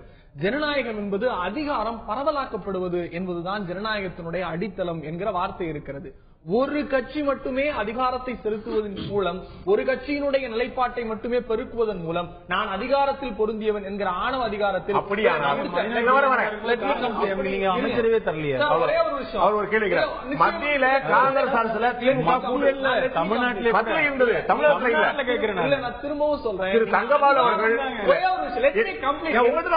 திரு தங்கபாலு எனக்கு நினைவு திரு தங்கபாலு அவர்கள் சொன்னார், எங்களுக்கு வந்து ஒரு அமைச்சர் இடம் கொடுத்தா நல்லா இருக்கும்னு திமுக மாநாடு திருச்சியில நினைக்கிறேன் சொன்ன போது கூட்டணி அமைச்சரவை இடம் கேட்கிற அளவுக்கு தங்கபாலு சென்று விட்டார் அப்படின்னு சொன்னார். ஒரு இல்ல நான் பேசட்டும், பிறகு நான் அதுக்கான ஒரு நம்முடைய மரியாதைக்குரிய ராகவன் சொன்னதுக்கும் நீங்க சொன்னதுக்கும் நான் சொன்னதனுடைய அர்த்தம், அதிகாரம் பரவலாக்கப்படுவது என்பது பதவியில் உட்கார்ந்து நாற்காலியில் உட்கார்வதுதான் அதிகாரம் என்பது அல்ல. ஒரு இயக்கம், ஒரு அரசியல் கட்சி தொடங்குகிற போது அந்த அரசியல் கட்சிகளினுடைய பிரதிநிதிகளினுடைய அதிகாரம் இருக்கிறது அல்லவா. ஒரு இயக்கம் வளர்கிறது, ஜனநாயக மாண்பு வேற, நீங்க அரசியல் கட்டமைப்பு என்பது வேறு. நீங்க அந்த வார்த்தையினுடைய அடித்தள நான் திரும்பவும் சொல்ல விரும்புறேன், அதிகார பரவலாக்கல் என்பது ஒரு நடைமுறை என்பது வேறு, அரசியல் என்பது வேறு. அதுதான் தவறான பார்வை. நான் சொல்றது we are not speak about state. நம்ம ஒரு அரசை பத்தி பேசல, அரசியல் கட்சிகளுடைய பார்வையை பத்தி பேசிக்கிட்டு இருக்கோம். அரசியல் கட்சிகளுடைய அதிகாரம் வளர வளர பிராந்திய கட்சிகளுடைய வளர்ந்துகிட்டே வருது. அதன் அடிப்படையில் இன்னைக்கு தமிழகத்துல நிறைய கட்சிகள் இருக்கு. எனக்கு ஒரு சிறிய கேள்வி, மறுபடியும் திரும்பவும் எல்லா கட்சிகளுக்கும் கேட்கிறேன். நீங்கள் அதிகாரம் பரவலாக இருக்க வேண்டும், அதுதான் ஜனநாயகத்தின் வளர்ச்சி. கொள்கையே இல்லாத என்ன ஜனநாயகம் உங்களுடைய ஜனநாயகம்? நிச்சயமா அதிகாரத்திற்காக நீங்கள் ஒவ்வொரு முறை கூட்டணி அமைத்துக் கொள்ளும் போதும் எந்தவித கொள்கையும் கிடையாது. உங்களுக்கு ஒரு விஷயம் தெரியும், தமிழகத்தில் அரசியல் வந்து யார் ஆட்சிக்கு வரணும் என்பதை தாண்டி யார் ஆட்சிக்கு வரக்கூடாது என்பதன் பார்வையில் இருக்குது. அதிமுக வரக்கூடாதுன்னு நினைத்தாலோ, பாஜக வளர்ந்துவிடக்கூடாதுன்னு நினைச்சாலோ அப்படி கூட்டணி அமைக்கிறாங்க. இப்ப தமிழ்நாட்டில் அமைச்ச தேசிய ஜனநாயக கூட்டணி கூட காங்கிரஸ் திரும்ப வந்துடக்கூடாது அப்படின்னு அவங்க அமைச்சாங்க. சரி, அதே சமயத்தில் எங்களுக்கு அதிகாரத்தில் இருப்பது முக்கியம் அல்ல, அல்லது எங்களுக்கு அதிகார அரசியல் தளத்தில் ஒரு ஜனநாயக பரவலாக சொல்லும் பொழுது நீங்கள் கொள்கையிலையும் உடன்படிக்கை ஏற்படுத்திக் கொள்ளுங்கள். காமன் மினிமம் புரோகிராம் என்று சொல்லுங்களா, அடிப்படையான ஒரு திட்டத்திற்கான எங்களுக்கு ஒரு கூட்டணி அமைய வேண்டும். எனக்கு தேசிய அளவில் கோலியேஷன் பாலிடிக்ஸ் தான் நாங்கள் தேவை, கூட்டணி அமைய வேண்டும். ஒரு தனித்துவமாக எந்த வித கட்சியும் இருக்கக்கூடாது. உங்களுக்கு தெரியும், கூட்டணி அரசு அமைந்து 2004 இருந்து 2014 வரை 10 ஆண்டுகள் வந்து மத்தியில கூட்டணி அரசு இருந்த போது எவ்வளவு முறை பிரதமர் மன்மோகன் சிங் அவர்கள் சொல்லியிருக்காரு, கூட்டணினால நாங்க எவ்வளவு சிரமப்பட்டோம் அவர் பயம் சொல்லியிருக்காரு. வாஜ்பாய் அவர்கள் என்டிஏ பிரதமராக இருந்தபோது அவரும் சொல்லியிருக்காரு, கூட்டணினால பல இரவுகள் நான் தூங்க முடியாமல். பொடாவிலே பிஜேபி நாங்கள் கூட்டணி இருந்த பொழுது பொடாவிலே 570 நாள் வைகோ சிறைச்சாலையில் இருந்த பொழுது கூட எந்த விதமான நிர்பந்தத்தையும் சங்கடத்தையும் அந்த ஆட்சிக்கு நாங்கள் அளிக்கவில்லை. நாகரிகமான முறையில் அரசியல் நடத்திய காரணத்தால் தான் நாகரிக அரசியல் பொடாவில சிறையில் தள்ளியவர்களோட கூட்டணி வச்சீங்க. அதனால வந்து மத்திய அரசு கொள்கை கூட்டணி என்று ஒன்று இல்லவே கிடையாது, கிடையவே கிடையாது. உங்களுடைய கேள்விக்கு பதில் கிடைச்சிருச்சு. ஐயா சொன்னது காமன் மினிமம் புரோகிராம் அடிப்படையிலே தான் ஒன்று சேர்ந்தோம். பேராசிரியருடைய கேள்விக்கு இல்ல, பேராசிரியருடைய கேள்விக்கு பதில் சரியான பதில் அல்ல. நான் எனக்கான பதில நான் பதிவு செய்யணும். ஒரே ஒரு விஷயம், ப்ரொஃபசர் சொன்னதை நான் திரும்பவும் இங்க மாநில அரசியல், தேசிய அரசியலுக்கு எல்லாம் அப்பாற்பட்டு நீங்க அந்த கொள்கை அடிப்படையில் அப்படிங்கிறீங்கன்னா நான் ஒரு விஷயம் சொல்ல விரும்புறேன். இன்னைக்கு பாஜகவும் அதிமுகவும் கூட்டணியில் இருக்கிற போது இன்றைக்கு காங்கிரஸ் எப்படி எதிர்த்ததோ அப்படித்தான் பாஜகவை எதிர்க்கிறது. பாஜக அதனுடைய கொள்கையில் நிறைவாக இருக்கிறது, அதிமுக அதனுடைய கொள்கை இன்னும் ஒருபடி மேலே போய் திராவிட முன்னேற்ற கழகம் பாஜகவோடு கூட்டணியில் இருந்தது. அந்த காலத்தில் கூட எங்களுடைய அடித்தள சித்தாந்தத்தில் இருந்து ஒரு நிமிடம் கூட விலகவில்லை. இங்கே செல் சமுத்திர திட்டம் வர வேண்டும், அங்கே அயோத்தியில் கோயில் கூடாது, காமன் மினிமம் அஜெண்டாவிலே ஒன்று சேர்ந்தோம். ஆனால் கொள்கையை அந்தந்த அரசியல் கட்சிகள் தாங்கி பிடிக்கிறது.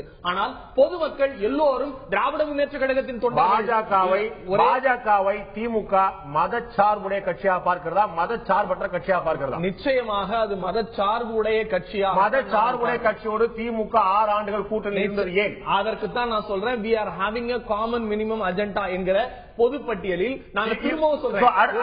2016 பாஜக கூட்டணி அமைச்சிருக்கீங்க, 2016 பாஜக கூட்டணி தயக்கம் இல்லை. அது எங்களுடைய பொதுக்குழுவும் செயற்குழுவும் தலைவரும் முடிவு பண்ண வேண்டிய விஷயம். நான் சொல்லிடுறேன், பாஜகவோடு கூட்டணி தலைவர் விளக்கம் கொடுத்திருக்கிறார். உங்களுக்கு நல்லா தெரியும், உங்களுக்கு தெரியல இல்ல, உங்களுக்கு தெரியும் இல்ல, உங்களுக்கு தெரியும் பாபர் மசூதி இடிக்கப்பட்ட பிறகு அமைந்த கூட்டணி உங்களுடைய கூட்டணி.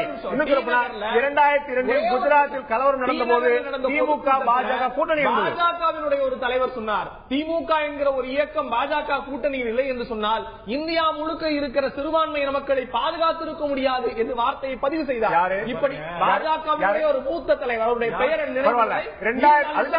அதுக்காக சொன்னேன். 2002 குஜராத் கலவரம் நடந்த போது பாஜக கூட்டணியில் இருந்த கட்சி திமுக. அப்போது திமுக தலைவர் சொன்ன வார்த்தை என்னுடைய சிற்றறிவுக்கு ஞாபகம் இருக்கிறது. அது அந்த மாநில சட்டம் ஒழுங்கு பிரச்சனை. நான் சொல்றேன், நீங்க 2002 1992 பாவர்லாம் விடுங்க. ஏற்காடு இடைத்தேர்தல் எங்களுக்கு ஆதரவு ஏன் கேட்டாங்க? இப்பதானே நடந்தது. நாங்க மதவாத கட்சி தானே. ஏற்காடு இடைத்தேர்தல் பாரதிய ஜனதா கட்சி எதுக்கு லெட்டர் எழுதினீங்க? நீங்க இந்த கேள்விக்கு நம்ம உங்களுடைய மதசார்பற்ற தன்மை நம்முடைய பேராசிரியர் மணிவண்ணன் சொன்ன ரெண்டு கேள்விக்கான பதில் என்ன அப்படின்னா, இங்க காமன் கோல் சந்தர்ப்பவாதம் இல்ல, அந்த கேள்வி நான் மாத்தி வைக்கணும். அப்பேற்பட்ட சந்தர்ப்பம் நீங்க எங்க கூட்டணி வச்சீங்க? நாங்க எங்களுடைய நீங்க பண்டாரம் பரதேசிகள் தமிழகத்தில் வந்து உள்ளவர்கள் சொல்லிட்டு திமுக சொன்னார். காஷாயம் கட்டியவர்கள்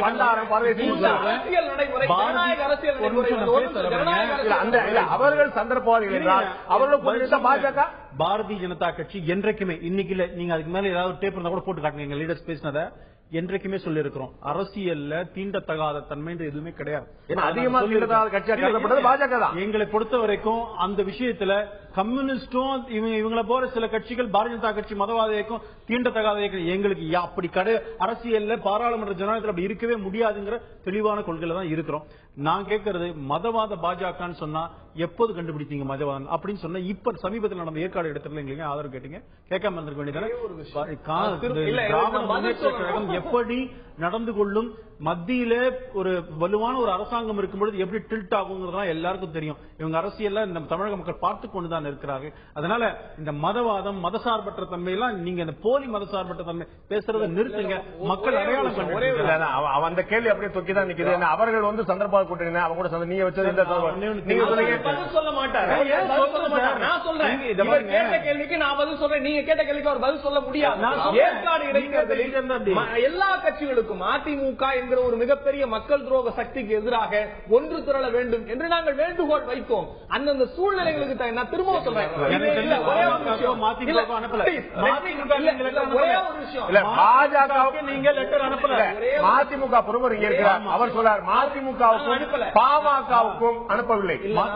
ஒரே ஒரு விஷயம், இங்க இந்த கேள்வியினுடைய மையம், இந்த கேள்விக்காக இருந்தாலும் சரி, அந்திரிதாஸ் அவர்களுக்காக இருந்தாலும் சரி, உங்களுக்குமான பதில் பேராசிரியருக்கு சொல்ல வேண்டிய நிலைப்பாட்டு பதில் தான். அன்றைக்கு இருக்கிற பொது பிரச்சனை எது, இன்றைக்கு அரசியல் கட்சிகளுக்கும் கொள்கை கிடையாது என்று சொன்னார். எல்லா கட்சிகளும் கொள்கையில் இருக்கிற எல்லா கட்சிகளுக்கும் ஒரே கொள்கை. எல்லா கட்சிகளுக்கும் ஒரே பிரச்சனையில மதிமுக நிக்கிறாங்கன்னா பாஜக முடியாதுங்கிறாங்க. சுருக்கமா நான் வந்து டாக்டர் செந்தில் உங்களுக்கு வந்து கொள்கை கிடையாது, ஆனா வந்து காமன் மினிமம் புரோகிராம் என்று சொல்லிருக்கீங்களா? அதுல வந்து 2009 தேர்தலில் 2009க்கு பிறகும் கூட அந்த காமன் மினிமம் புரோகிராமில் இருந்து கூட ஈழத்தமிழர்கள் குறைந்து விட்டார்களா? அது வந்து பெரிய கேள்வி. பெரிய கேள்வி, நீண்ட வாதம். நான் டாக்டர் செந்தில் நம்ம கொஞ்சம் சின்ன இடத்துக்கு போலாம். டாக்டர் செந்தில் நான் வந்து கேட்க விரும்புறேன், பாட்டாளி மக்கள் கட்சி திராவிட முன்னேற்ற கழகத்தோட கூட்டணி அமைக்கிறதா இல்லையா என்பது நிச்சயமா உங்களுக்கு தெரியாது. இன்னும் அரசியல் அவ்வளவு தூரம் முதிர்ச்சியடையில முழுமையான விவரங்கள் வரல. பல கேள்விகள் உங்களுக்கு எழுந்திருக்கலாம். இன்னமும் கூட அடுத்த விஷயங்கள் பொறுத்து தான் பார்க்கணும் சொல்லலாம். இது திருமண நிகழ்வு மட்டும் தான் சொல்லலாம். ஆனால் பாட்டாளி மக்கள் கட்சி திராவிட முன்னேற்ற கழகத்தோட கூட்டணி அமைக்குமா?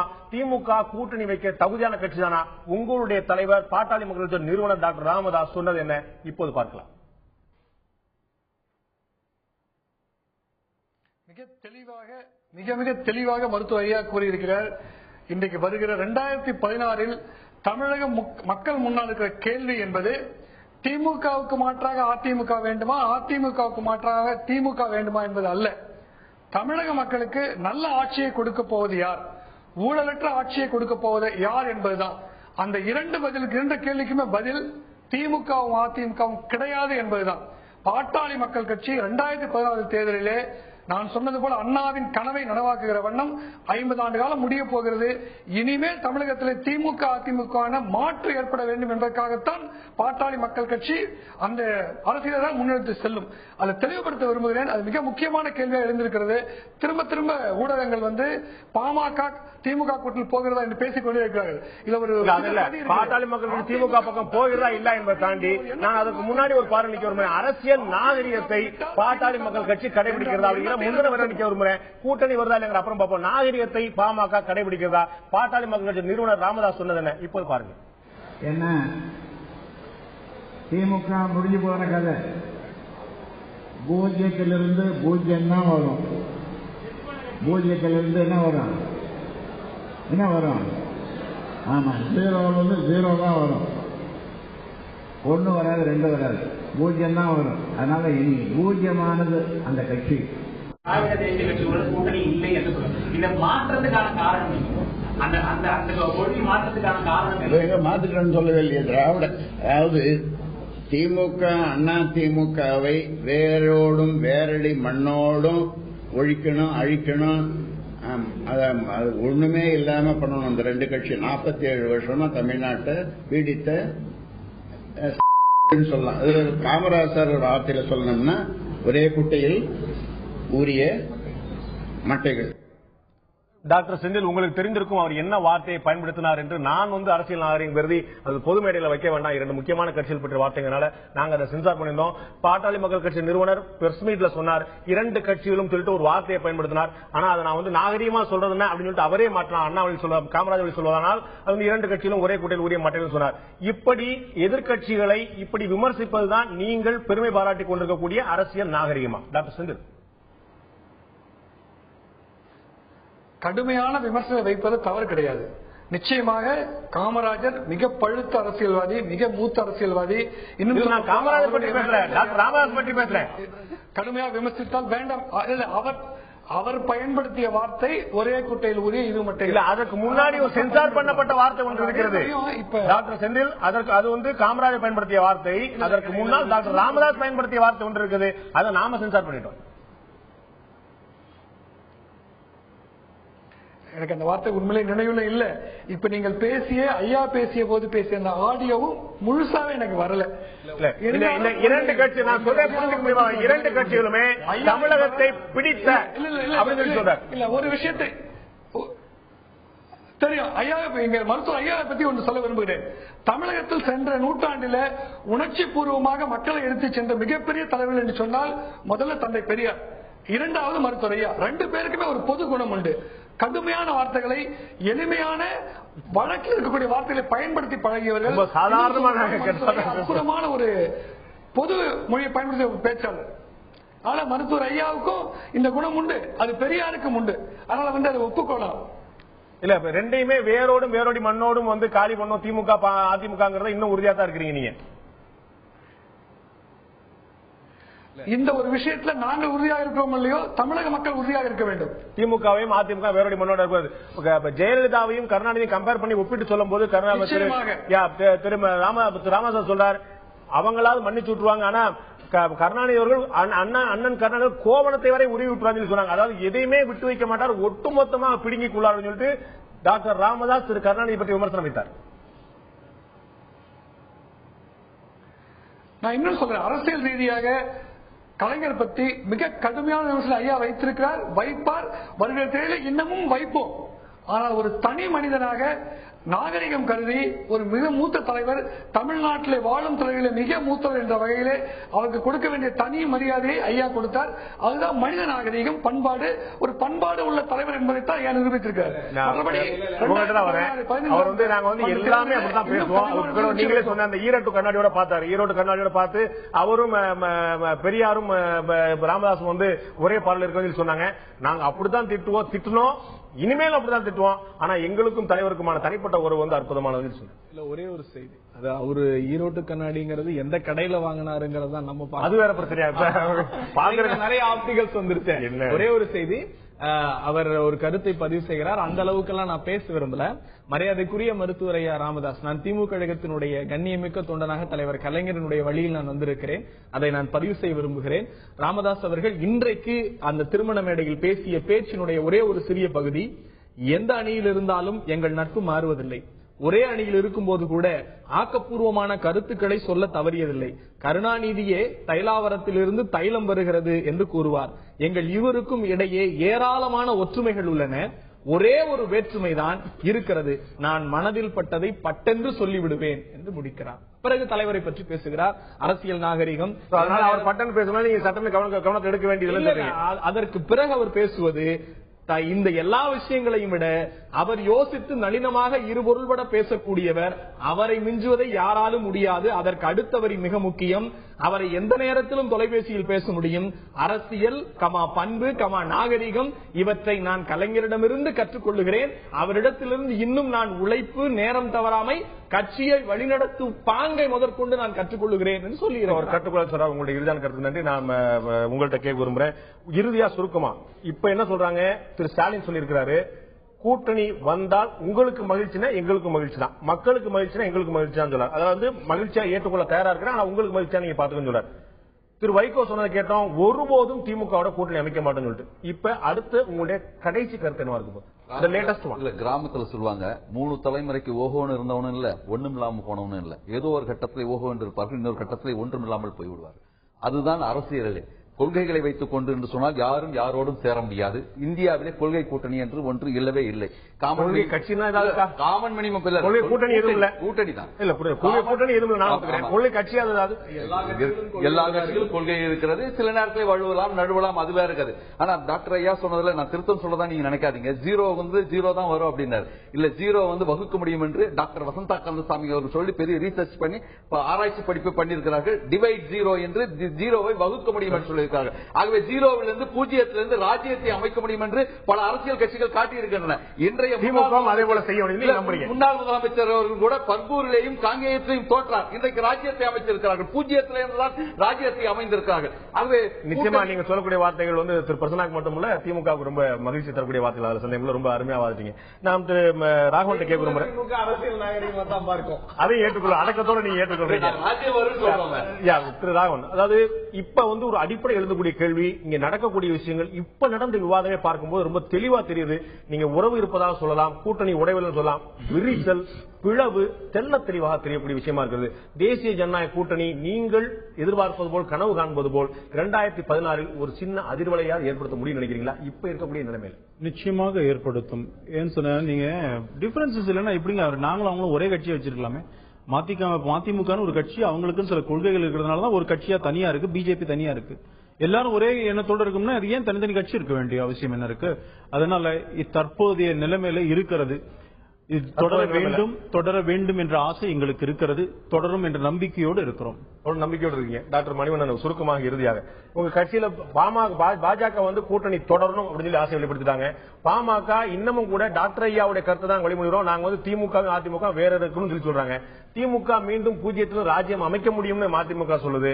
நாங்க அரசியல் நாகரிகத்தை கடைசி வரை அவர் சொன்னது திமுக பத்தி தான், ராமதாஸ் சொன்னது திமுக பத்தி தான், நீங்க சொன்னது பூஜ்ஜிய ராஜ்யம் தான். பூஜ்ஜியத்திலிருந்து யார் வேண்டுமானாலும் ராஜ்யத்தை அமைக்கலாம் சொன்னேன். உங்களுடைய இறுதிக்கட்ட பார்வை? என்னுடைய கருத்து கொள்கையை மாற்றிக்கொள்ளலாம் தேவைப்படும் போது, காமன் மினிமம் புரோகிராம் என்றும், அதே சமயத்தில் உங்களுடைய மகிழ்ச்சிக்காகவும் உங்களுடைய நன்மைக்காகவும் கூட்டணி மாற்றிக்கொள்ளாத பொழுது மக்களின் மகிழ்ச்சிக்காக மக்கள் நிச்சயமாக அவர்களுக்கு தேவையான ஒரு கட்சியும் கூட்டணியும் அவர்கள் நியமித்துக் கொள்வார்கள். நாம மக்களுடைய எதிர்பார்ப்பை பூர்த்தி செய்யவில்லை என்றால் மக்கள் நிச்சயமாக அவர்களுக்கான சொந்த கட்சியை தேடிக்கொள்வார்கள். இதுபோலதான் தேமுதிகவோ ஆம் ஆத்மி கட்சியோ பாஜகவுடைய சமீபத்திய எழுச்சியோ பல்வேறு விஷயங்கள் மக்களுடைய மனதில் ஏற்படக்கூடிய மாற்றங்கள் தான் தொடர்ந்து காட்டுகிறது. இப்போது இந்த கூட்டணி அமைவதற்கான வாய்ப்புகள் எப்படி இருக்கின்றன? மதிமுக, பாமக, திமுக போன்ற புதிய கூட்டணி உருவாவதற்கான வாய்ப்பு எத்தனை சதவீதம் இருக்கிறது? மக்களுடைய பார்வை என்ன? இப்போது பார்க்கலாம்.